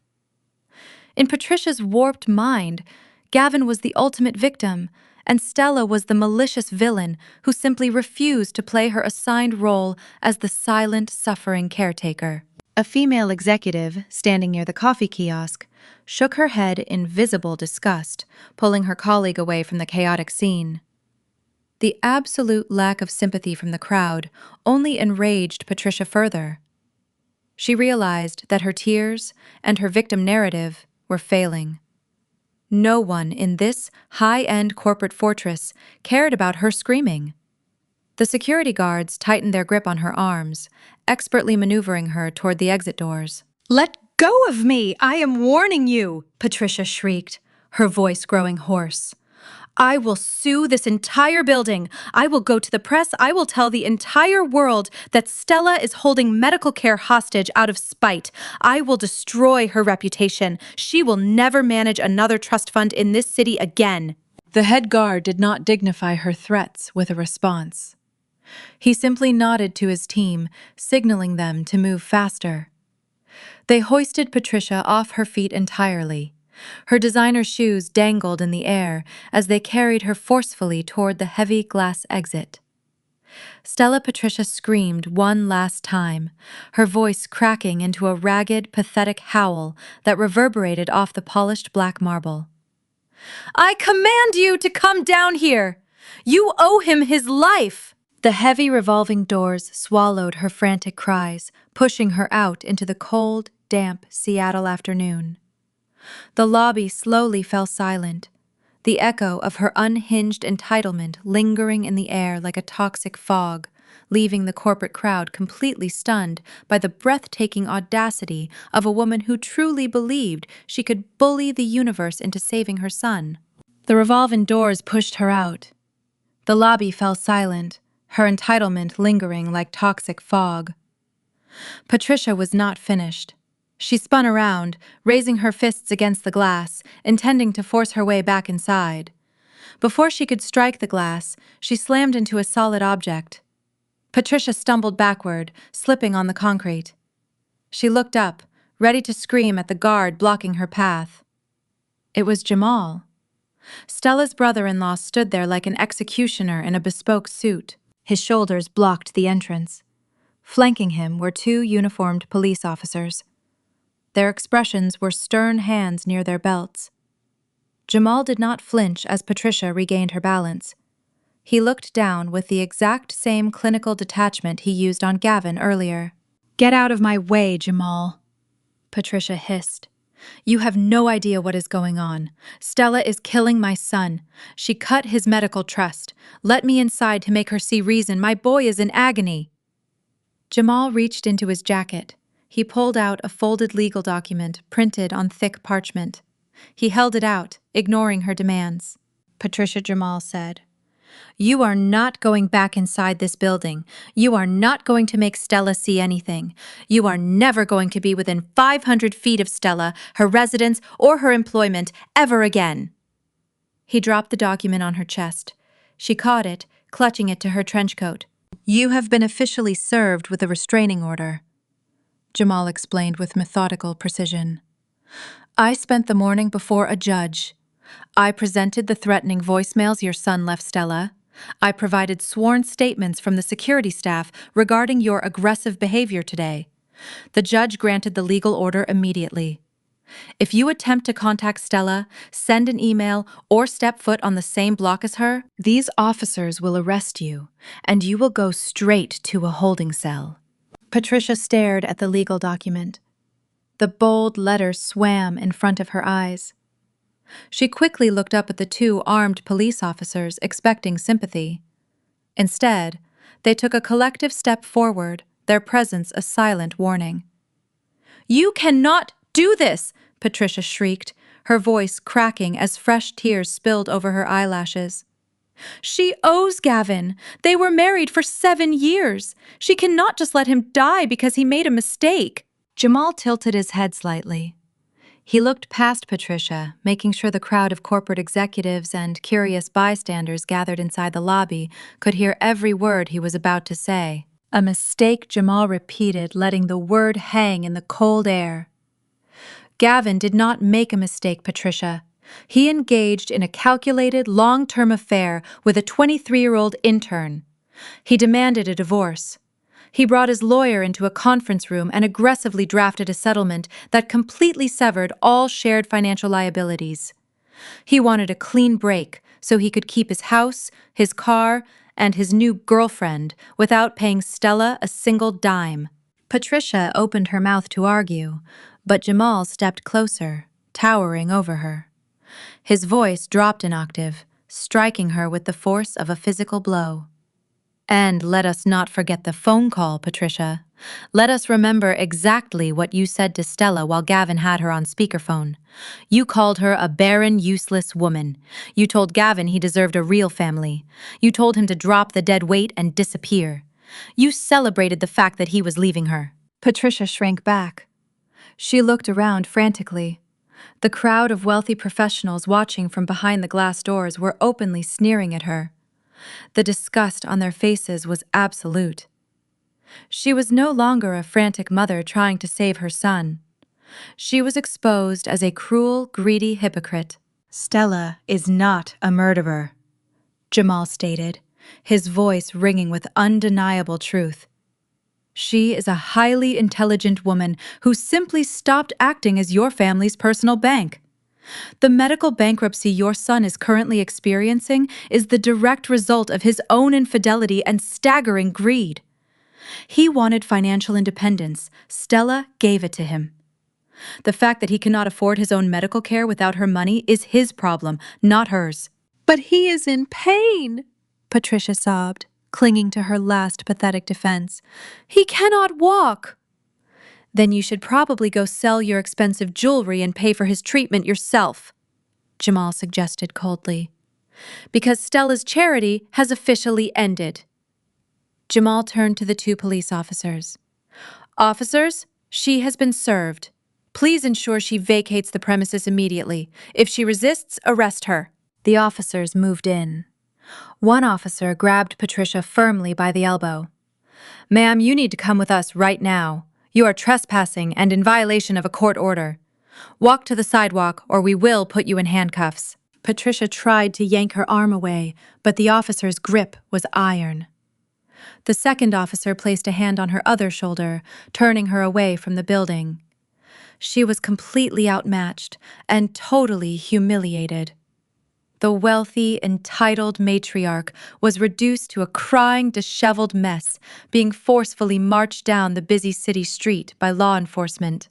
Gavin needs that money, Patricia wailed, looking back over her shoulder as the officers dragged her away. You are all monsters! You are going to hell! Jamal did not bother to respond to her pathetic outburst. He adjusted the collar of his suit jacket and turned away. He walked through the revolving glass doors, stepping back into the polished lobby. The crowd of executives parted for him immediately, offering respectful nods and quiet murmurs of approval. Jamal walked straight to the private elevator bank, pressed the call button, and rode up to check on his sister-in-law. Patricia was gone. Gavin was financially ruined, and their toxic grip on Stella was permanently destroyed. 10 miles away from the polished corporate fortress where his mother had just been publicly humiliated, Gavin lay trapped in a prison of his own making. The sprawling master suite of the Bellevue house was suffocatingly hot. Sweat poured down his face, soaking into the expensive high thread count sheets he and Stella had picked out together. His body was a battlefield. The autoimmune disease, completely unchecked for the first time in 3 years, tore through his system with a vengeance. His knees were swollen to the size of grapefruits. His fingers were locked in rigid, agonizing claws. He could not turn his neck. He could not bend his elbows. Every single breath sent a sharp, agonizing spike of fire through his ribcage. The afternoon sun dipped below the Seattle skyline, casting long, dark shadows across the bedroom floor. The house was completely silent. The party guests had abandoned ship the moment Jamal delivered the financial audit, scattering like rats from a sinking vessel. Gavin was entirely alone, paralyzed by a pain so severe it made him hallucinate. He stared at the ceiling, silently begging for the heavy wooden door to open. He prayed for the familiar sound of footsteps, hoping Stella would miraculously walk through the door with his medication, a cool washcloth, and that steady, calming voice that always told him everything would be all right. Instead, the front door downstairs clicked open, followed by the sharp, impatient clatter of stilettos on the hardwood floor. Brittany had finally returned from her deep tissue massage and facial. Gavin tried to call out to her, but his throat was completely parched. The sound that escaped his lips was a weak, pathetic wheeze. He heard her walking up the grand staircase, humming a popular pop song, completely oblivious to the nightmare waiting for her in the master bedroom. She pushed the bedroom door open, bringing the smell of expensive eucalyptus spa treatments into the stale, feverish air of the room. "Gavin, why is it so dark in here?" Brittany complained, flipping on the harsh overhead lights. The sudden brightness stabbed at Gavin's eyes. He groaned, turning his head away from the glare. Brittany stood in the doorway, her hands on her hips, looking down at him with an expression of pure annoyance rather than concern. She was wearing a fresh blowout, a pristine white designer tracksuit, and holding a shopping bag from a high-end boutique. "You are still in bed. I told you to take some ibuprofen and drink water. You are being completely ridiculous. Get up. We have dinner reservations at that new sushi place downtown in an hour." "I cannot move," Gavin gasped out, his voice cracking violently. "My joints are locked. The fever is burning me alive. Brittany, you have to help me. You have to call an ambulance." "An ambulance?" Brittany scoffed, stepping closer to the bed. Her nose wrinkled in disgust as she took in his sweat-drenched state. "I am not calling an ambulance for a flare-up. Do you know how expensive that is? Just call your stupid doctor and tell him to send your medicine over." "They will not send it," Gavin sobbed, the absolute humiliation of his reality breaking through his toxic pride. I do not have the money, Brittany. Stella was paying for it. She paid $30,000 a month to keep me alive. She cut the trust fund today. I have absolutely nothing. The clinic permanently banned me. Brittany froze. The shopping bag slipped from her fingers, hitting the carpet with a soft thud. The annoyed expression on her perfectly contoured face melted away, replaced by a sharp, calculating coldness. What do you mean you have absolutely nothing? You said you were a regional director. You said you made 6 figures. I do, but the debt Gavin choked out, tears streaming down his face, the balloon loan your brother-in-law found. It is real. I owe the bank $400,000 in 30 days. I used the house equity to buy your jewelry, your vacations, your clothes. And you spent my only emergency cash on that Porsche deposit. I am broke, Brittany. The bank is going to take this house. They are going to take my car. I cannot afford my life-saving treatments. I am going into medical bankruptcy. You have to stay here and take care of me. You have to nurse me until I can figure this out. Brittany did not rush to his side. She did not offer a comforting hand or a reassuring word. She stood perfectly still, processing the financial execution he had just laid out before her. She looked at the sick, sweating, crippled man in the bed. She looked around the massive, expensive room that was about to be seized by the bank. The illusion of the wealthy, powerful sugar daddy shattered instantly, leaving behind a pathetic, dying man with crippling debt. Take care of you, Brittany repeated, her voice dripping with absolute venom. Do I look like a hospice nurse to you? I am 23 years old, Gavin. I am not spending the best years of my life changing the bedpans of a broke, crippled, middle management loser who cannot even afford his own medical bills. Brittany turned her back on him and walked straight to the massive walk-in closet. She pulled out 2 large designer suitcases. The exact same suitcases Gavin had purchased for her just last week using his now maxed-out credit cards. She threw them open on the floor and began aggressively tossing her clothes, shoes, and handbags inside. "What are you doing?" Gavin wheezed, his eyes wide with terror as he watched her pack. "You cannot leave me! I cannot even walk to the kitchen to get water!" "Watch me," Brittany snapped. She did not just stop at packing her own belongings. Once her clothes were secured, Brittany marched over to Gavin's side of the room.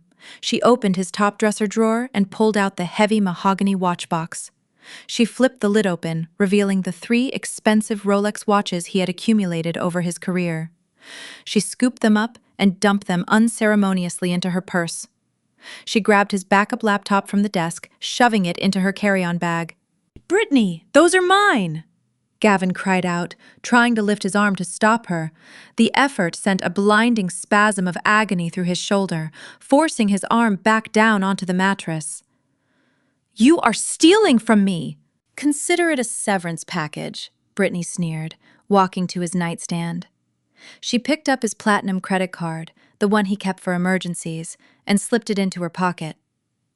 "You lied to me, Gavin. You promised me a luxury lifestyle. You promised me Paris.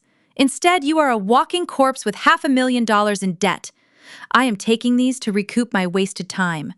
You can report them stolen if you want, but considering you cannot even lift your own hand to dial the police, I think I have a pretty good head start." She zipped up her suitcases with a sharp final zip. She dragged them toward the bedroom door, her stilettos clicking loudly against the hardwood floor. She paused in the doorway, looking back at the man who had destroyed his entire marriage for her. Gavin was weeping openly now, a pathetic, broken mess of a man, begging her to stay, begging her not to leave him to die in the dark. Brittany let out a cold, highly amused laugh. "You know, Gavin, you really thought you were something special. You thought you were this big, powerful executive, but looking at you right now, you are just a weak, pathetic old man. Stella was an idiot for putting up with you for 7 years. I am barely putting up with you for 7 minutes." She reached over and flicked the light switch, plunging the master bedroom into absolute darkness. The heavy oak door slammed shut behind her. Gavin listened to the sound of her rolling the suitcases down the grand staircase. He heard the front door open and close. He heard the engine of her rideshare start up and pull away from the curb. The house fell completely, suffocatingly silent. He was paralyzed, broke, and entirely alone, in the dark, left to choke on the exact life he had demanded. 2 weeks had passed since the heavy oak door slammed shut on Gavin's miserable existence. I did not spend those 14 days wondering if he was dead or alive. I spent them thriving. Tonight, the grand ballroom of the Fairmont Olympic Hotel in downtown Seattle was an absolute vision of gilded luxury. Massive crystal chandeliers cast a warm, golden glow over hundreds of the city's most influential philanthropists, medical executives, and venture capitalists. The air hummed with the sophisticated chatter of the elite, punctuated by the soft clinking of expensive champagne flutes and the melodic background notes of a live string quartet. I stood near the center of the room looking absolutely radiant in a floor-length emerald green gown that draped perfectly across my shoulders. I was not just another attendee blending into the sea of black tuxedos and designer dresses.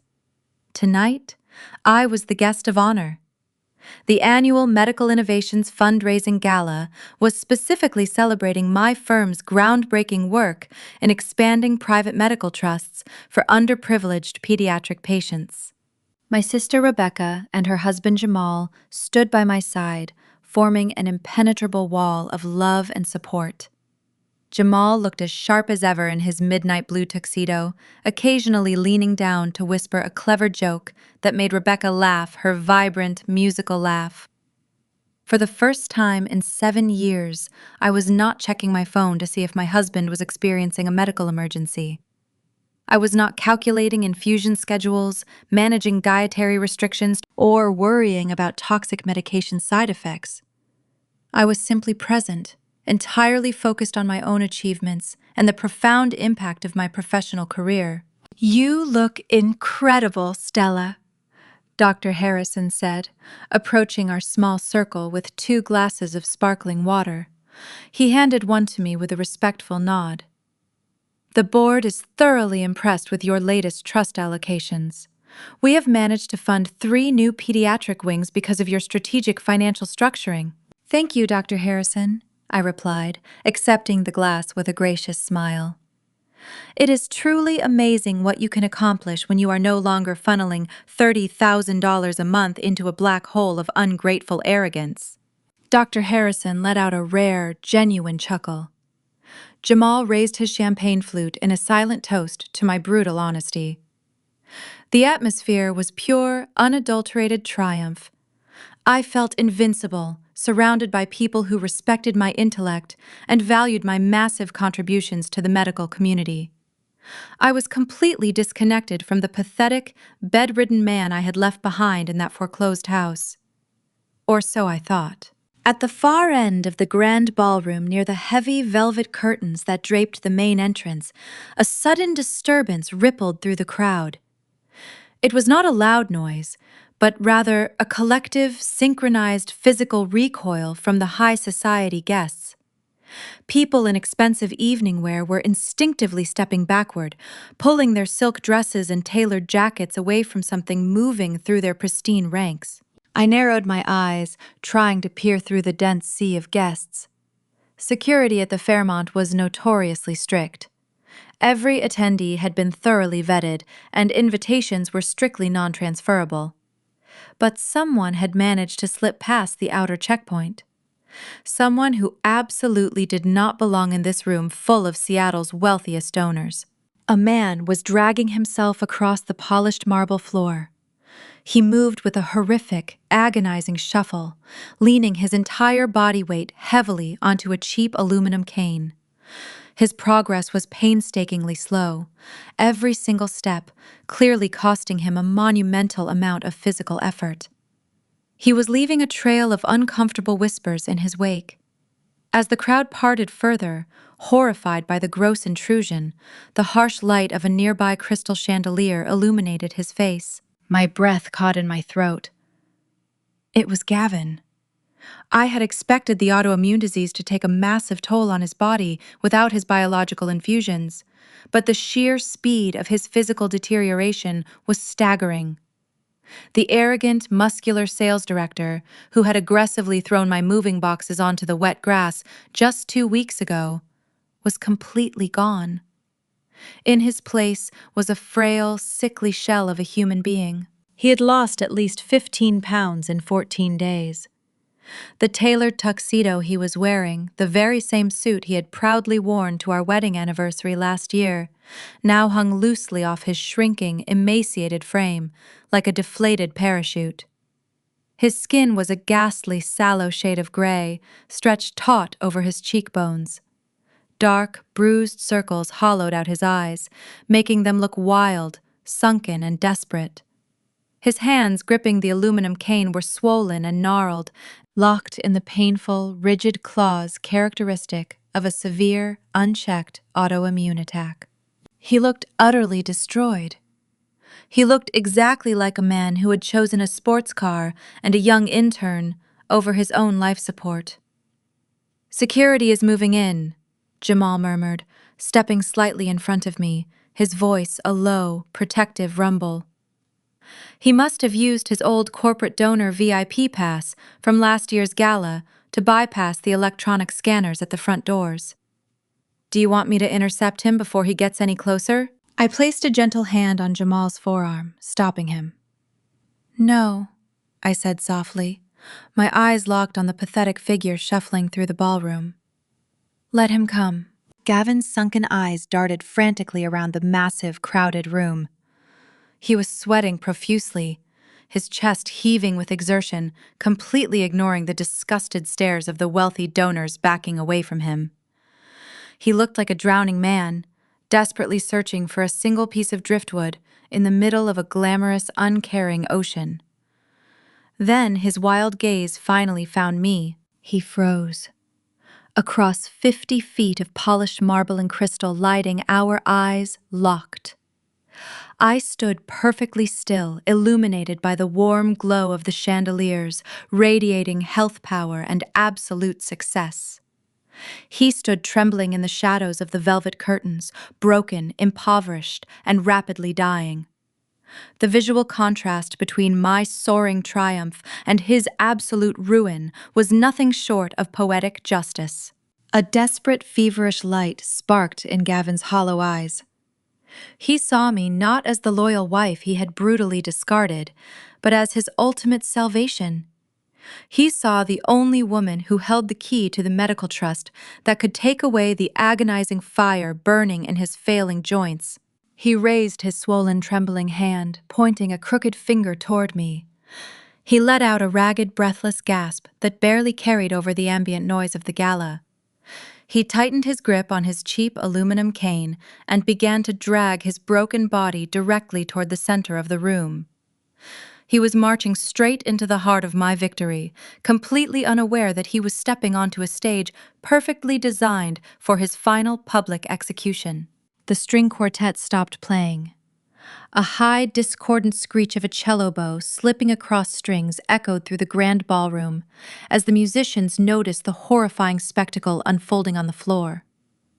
The sudden silence that fell over the Fairmont Olympic Hotel was absolute and suffocating. It was the heavy, breathless hush of hundreds of people witnessing a spectacular train wreck. Gavin dragged his right leg forward, his aluminum cane clicking sharply against the marble floor. Every sound he made was magnified in the deathly quiet room. The wealthy donors, charity board members, and medical executives instinctively formed a wide circle, creating a massive empty arena right in the center of the gala. I stood at the very edge of that arena, my emerald green gown brushing against the floor, watching my ex-husband cross the final few yards. He was a walking nightmare. His breathing was a wet, ragged rattle. Sweat poured down his gray face, stinging his sunken eyes. The effort to cross the ballroom had completely drained whatever pathetic reserves of energy he had left. When he was 6 feet away from me, his trembling legs simply gave out. Gavin dropped his cheap cane. It clattered loudly against the polished stone.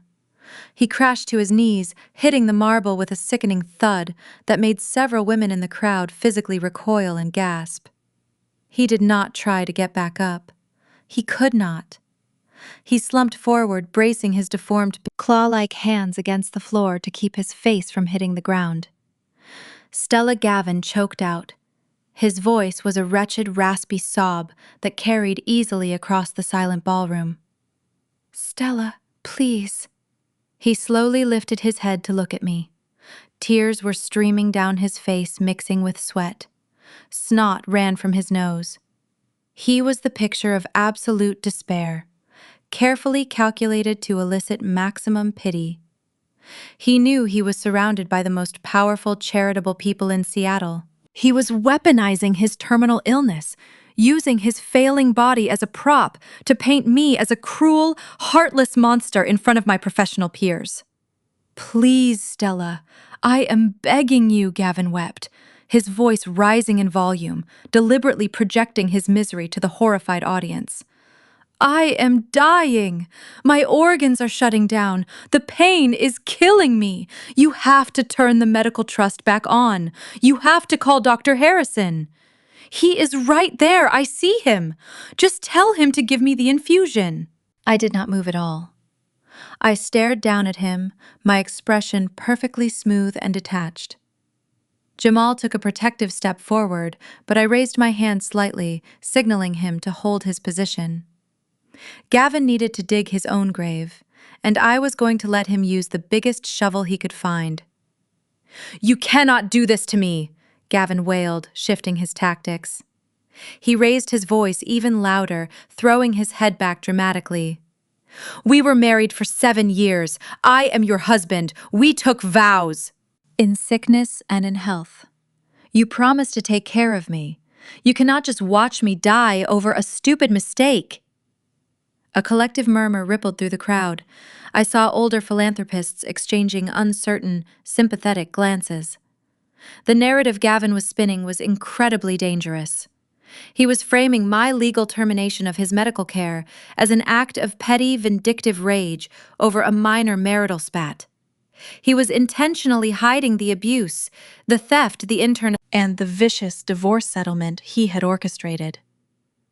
"It was a mistake," Stella Gavin screamed, tears flying from his face as he pounded one weak fist against the floor. "I was stupid. I was stressed from the illness. Brittany meant absolutely nothing to me.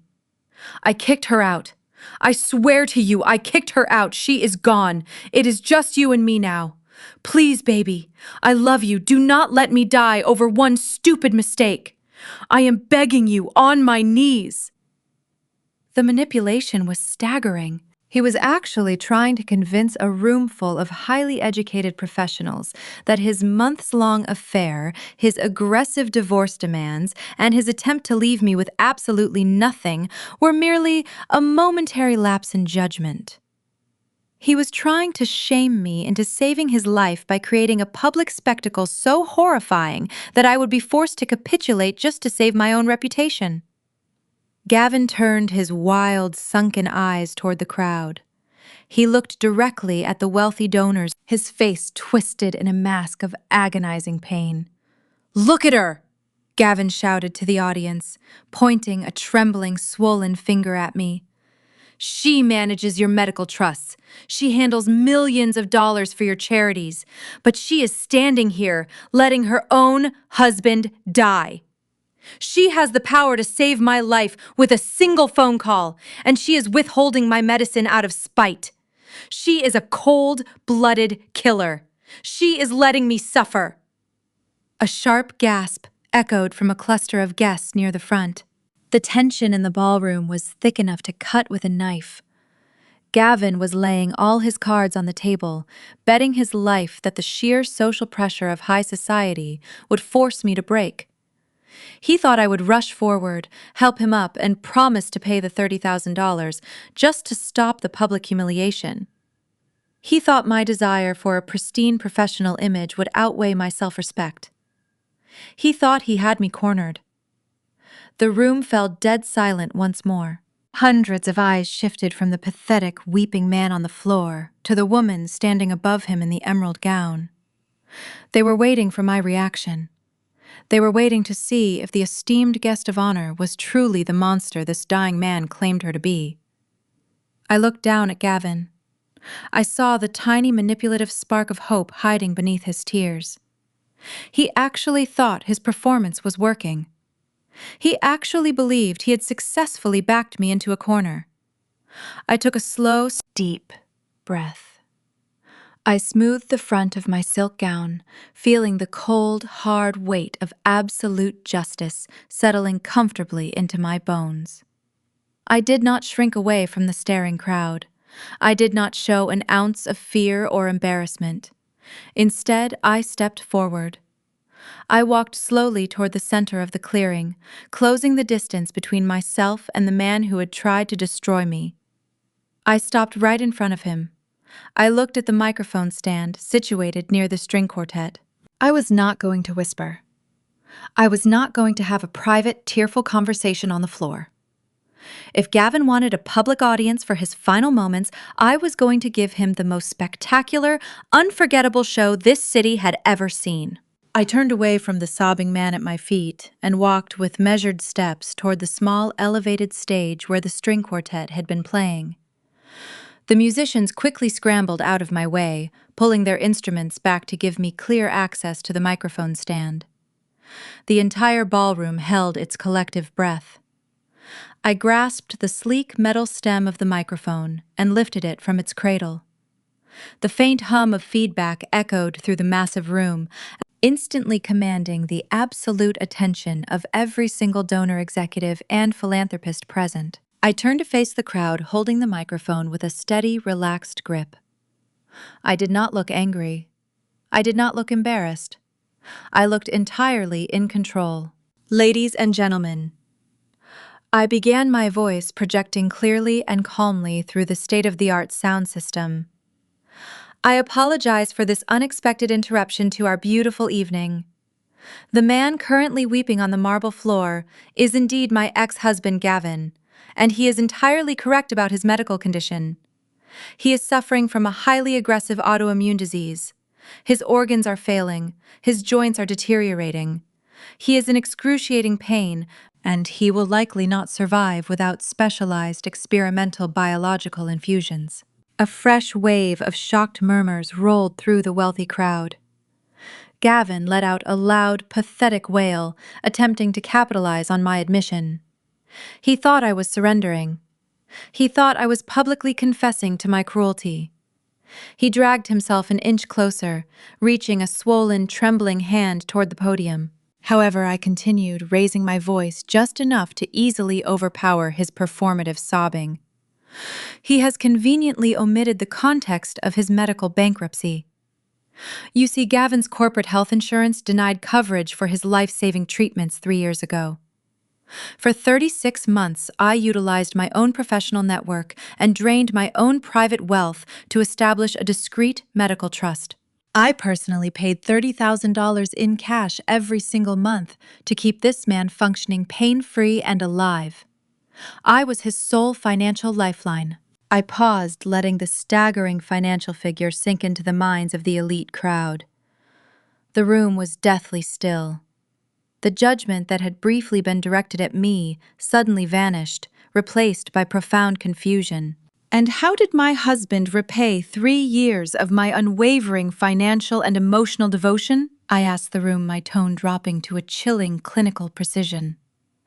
The moment my money restored his health and vitality, he initiated a long-term, calculated affair with a 23-year-old intern from his sales firm. Gavin froze on the floor. His sobbing abruptly stopped. His eyes widened in sheer unadulterated terror as he realized I was not playing his game. I was obliterating it. He brought his young mistress into my home. I stated, my voice echoing off the crystal chandeliers. He flaunted his affair, entirely confident that I would simply endure the humiliation to protect his fragile health. But when I refused to tolerate his blatant infidelity, Gavin demanded an immediate divorce. He did not ask for a fair separation, he wanted to punish me. He brought his attorney into a conference room and aggressively drafted a highly specific, legally ironclad divorce settlement. I stepped down from the small stage, carrying the microphone with me. I walked slowly back toward the center of the arena, stopping just a few feet away from where Gavin kneeled on the polished stone. He was shaking violently now, and it had nothing to do with his autoimmune disease. It was the physical manifestation of absolute exposure. Gavin demanded to keep our massive house in Bellevue, I revealed to the silent, captivated audience. He demanded to keep the luxury vehicles. And most importantly, he explicitly drafted a mandatory clause requiring the immediate, total severance of all shared financial assets and all shared financial liabilities. He wanted to ensure that I could not touch a single dime of what he believed was his vast personal wealth. He wanted to walk away clean so he could fund a lavish lifestyle for his new young girlfriend. I looked down at him. He was staring at the floor, his face drained of all color. He was completely trapped. I warned him, I said softly, but the microphone carried every word with devastating clarity. I asked him if he was absolutely sure he wanted zero financial ties. He laughed in my face. He told me he had never been more sure of anything in his life. He ordered me to sign the papers so he could catch a flight to Paris with his intern. So I picked up the pen, and I gave him exactly what he aggressively demanded. I signed the legally binding contract. I took a slow, deliberate breath, letting the absolute truth hang over the ballroom. The wealthy donors and executives were no longer looking at Gavin with pity. They were looking at him with absolute, unmasked disgust. I am not a cold-blooded killer, Gavin, I announced, addressing him directly for the first time since he crashed the gala. I am merely honoring the legally binding contract you forced me to sign. You wanted independence from me? You legally ordered me to sever all financial connections. The moment I signed that document, my private medical trust was legally terminated. I stopped paying the $30,000 a month because you legally demanded that I stop. Gavin let out a pathetic, strangled gasp, trying to crawl backward, trying to escape the blistering heat of the spotlight he had intentionally turned on himself. He had weaponized his illness, and I had just weaponized the law. You cannot betray your wife, steal her assets, and then demand she continues to finance your survival, I stated clearly. Every single word landing like a physical blow against his chest. I am not your mother, and I am no longer your bank. I turned my back on him completely now. I handed the microphone back to the lead violinist, who took the sleek metal stand with trembling hands, her eyes wide with a mixture of shock and profound respect. I did not need to say another word. The truth had been laid bare under the unforgiving glare of the crystal chandeliers, and the execution was absolute. I walked smoothly back to my place beside Jamal and Rebecca, my emerald gown gliding perfectly over the polished marble floor. I took my glass of sparkling water from the small cocktail table where I had left it and took a slow, refreshing sip. Behind me, the reaction of the high society crowd was immediate, visceral, and utterly ruthless. The silence that had gripped the ballroom suddenly shattered, replaced by a wave of vocal, unrestrained disgust. These were Seattle's wealthiest philanthropists, seasoned board members, and elite medical executives. They were people who understood the sanctity of contracts, the brutal reality of financial obligations, and the absolute necessity of personal accountability. More importantly, they despised public humiliation, and they despised a con artist even more. Gavin had banked his entire survival on their pity. He had miscalculated terribly. He had assumed that these wealthy individuals would view me as a monster for withholding funds. Instead, they saw him as a parasitic liability. They saw a man who had flagrantly violated the most basic principles of loyalty and financial common sense, only to crawl into their exclusive sanctuary to beg for a bailout. A prominent venture capitalist, standing near the front row, scoffed loudly, not bothering to lower his voice. "The absolute audacity of this man," the investor sneered, turning his back on Gavin in a deliberate display of contempt. "He cheats on his wife, legally demands to sever all his financial liabilities, and then expects her to act as his personal charity when his health insurance bounces? What a pathetic display of weakness." A senior board member of the children's hospital shook her head in sheer revulsion. "Security needs to remove him immediately," she stated, adjusting her diamond necklace. "He is creating a biohazard on the floor, and his presence is completely ruining a spectacular evening of fundraising. This is a private gala, not a free clinic for adulterers who cannot afford their own medical bills." The whispers swelled into a unified chorus of condemnation.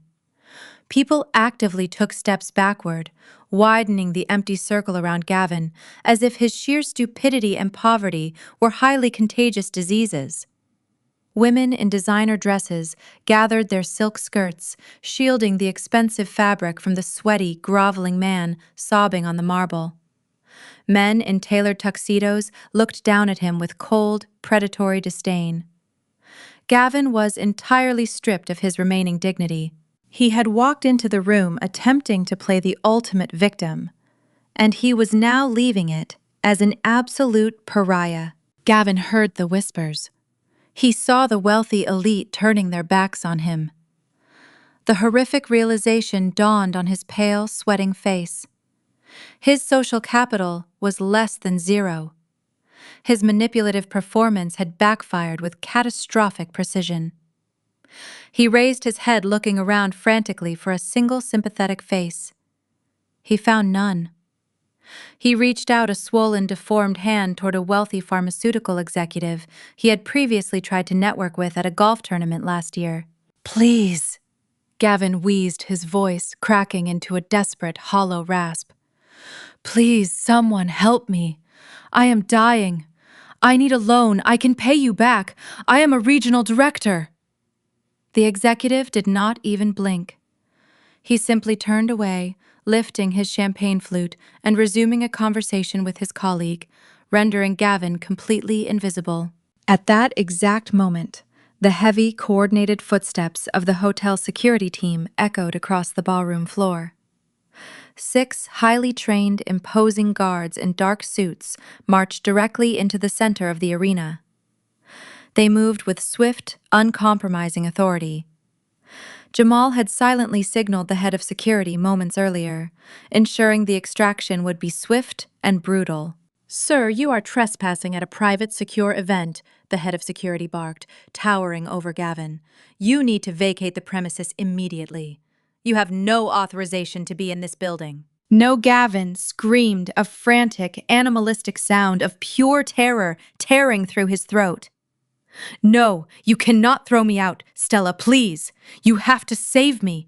I will do anything. I will sign the house back over to you. I will give you everything. Please, do not let them take me outside. I do not have my medicine." The head of security did not wait for further instructions. He nodded to his team. 2 massive guards leaned down and grabbed Gavin firmly beneath his armpits. They hoisted him forcefully off the polished marble floor.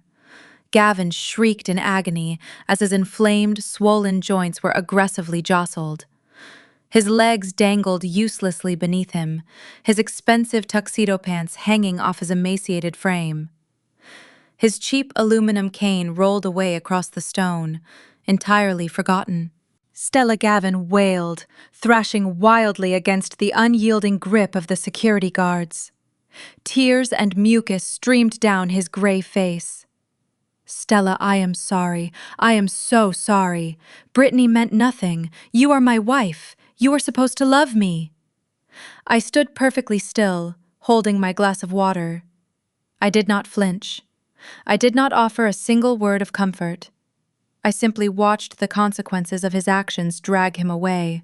The guards hauled Gavin backward, pulling him across the length of the grand ballroom. His expensive leather shoes dragged uselessly against the immaculate floor. He clawed at the guard's wrists with his deformed locking fingers, desperate to break free, desperate to crawl back to the center of the room, desperate to crawl back into my bank account. The guards were entirely unmoved by his weeping. They marched him swiftly toward the main entrance, pulling him out of the golden light of the crystal chandeliers and into the dark shadows of the hallway. "Please!" Gavin screamed, one final agonizing time, his voice echoing off the high, vaulted ceilings. "I do not want to die alone." The security team dragged him past the threshold. Two other guards stepped forward, grabbing the brass handles of the massive, heavy oak doors that sealed the grand ballroom. With a swift, synchronized pull, they slammed the enormous doors shut. The heavy wood collided with the doorframe with a resounding, thunderous boom that shook the floorboards. The heavy brass locks clicked firmly into place. The sound of Gavin's frantic sobbing was instantly completely severed. The heavy oak doors stood as an impenetrable barrier. Gavin was entirely locked out. He was banished to the cold, unforgiving reality of the Seattle streets. He had absolutely no access to my world, no access to my money, and no access to the life-saving medical treatments he had so arrogantly thrown away. He was finally, permanently on his own. The fallout was not quiet. It was a rapid, brutal, and entirely public dismantling of the life Gavin had so arrogantly claimed. Exactly 30 days after Jamal handed him that forensic financial audit on the wet grass of the Bellevue property, the balloon payment came due. Gavin, stripped of his high-paying regional director position due to his increasing physical inability to show up to the office, defaulted immediately. The bank did not offer sympathetic extensions. They did not care about his medical emergencies, his sudden bachelor status, or his rapidly deteriorating joints. They foreclosed on the massive, multi-million-dollar house with ruthless corporate efficiency. The local sheriff arrived on a Tuesday morning, posting the bright neon eviction notice directly on the heavy oak front door. Gavin was physically escorted off the premises by armed deputies. He watched from the wet curb, leaning heavily on a cheap aluminum cane, as a ruthless bank-appointed crew hauled his remaining luxury furniture out onto the cracked driveway, permanently locking him out of the very fortress he had aggressively seized in our divorce settlement.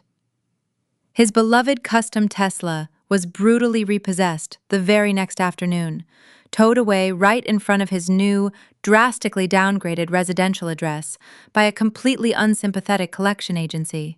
Without my private medical trust, Gavin was thrust violently into the unforgiving reality of the standard public healthcare system. He was forced to enroll in basic Medicaid, a bureaucratic process that completely shattered the last remaining fragments of his elite corporate ego. The luxury private clinics and the eucalyptus-scented VIP infusion suites were permanently closed to him.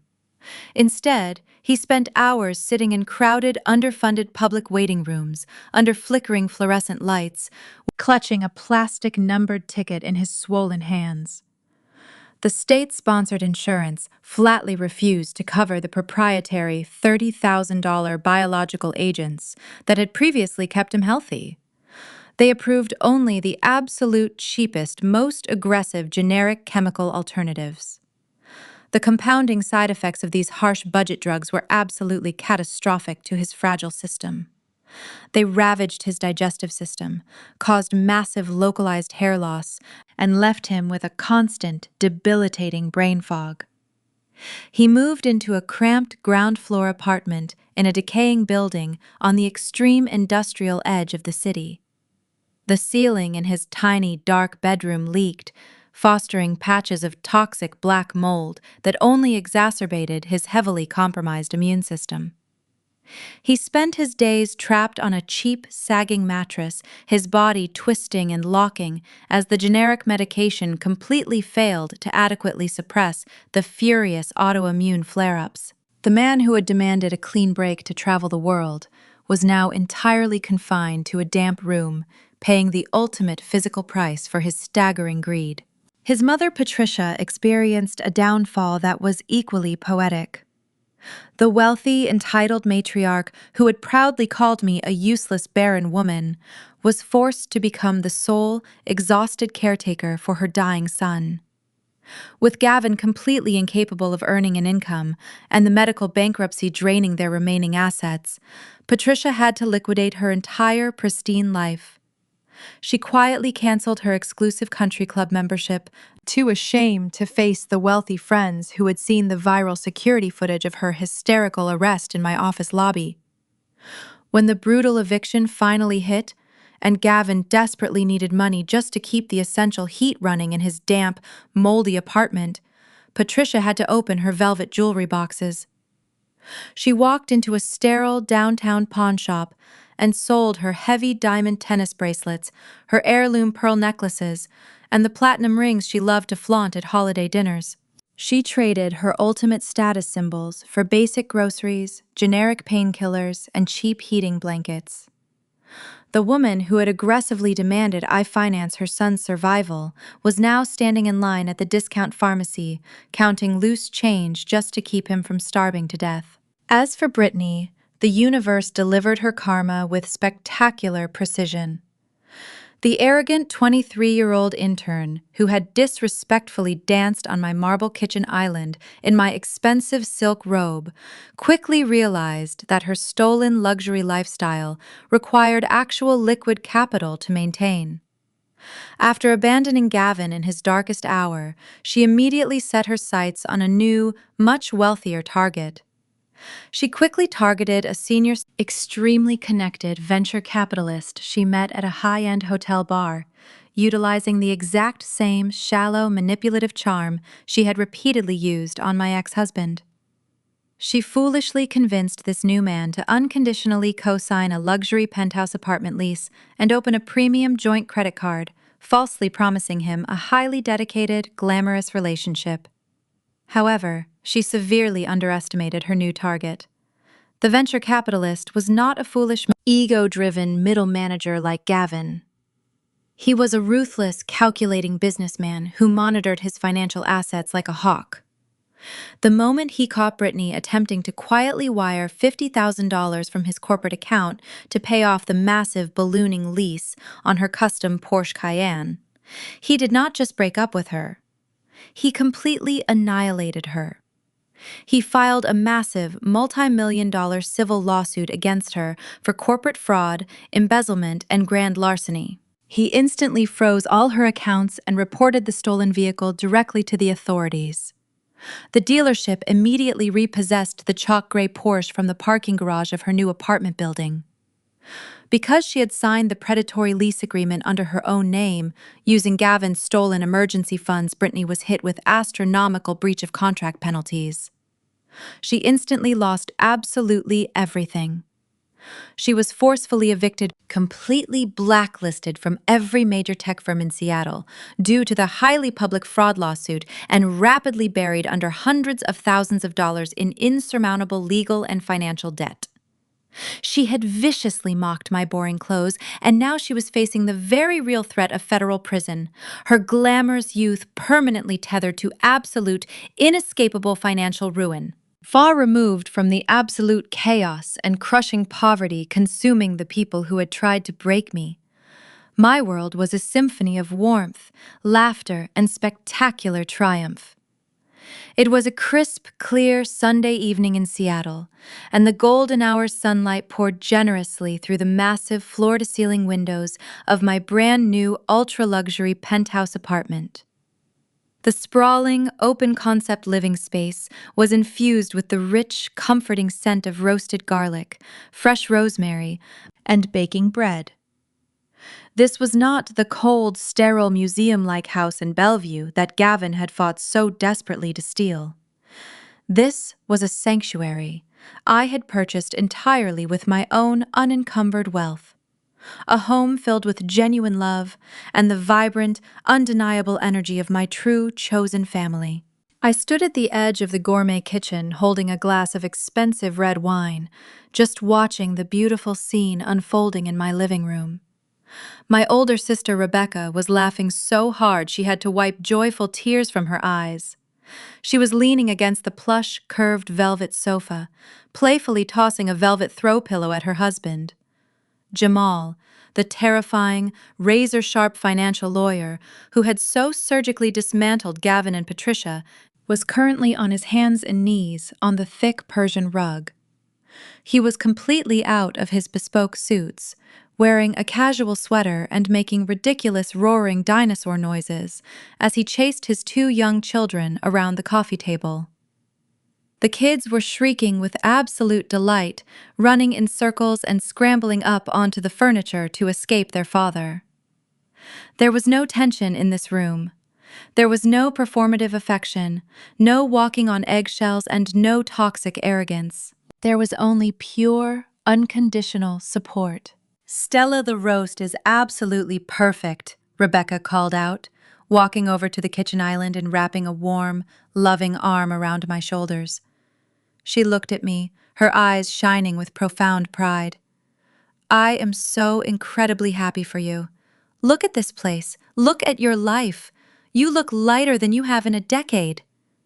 I smiled, leaning into my sister's embrace. "I feel lighter, Rebecca. I feel like I finally put down a massive boulder I did not even realize I was carrying." Jamal stood up from the rug, brushing off his knees with a wide, easy grin. He walked over to the kitchen island and poured himself a glass of sparkling water.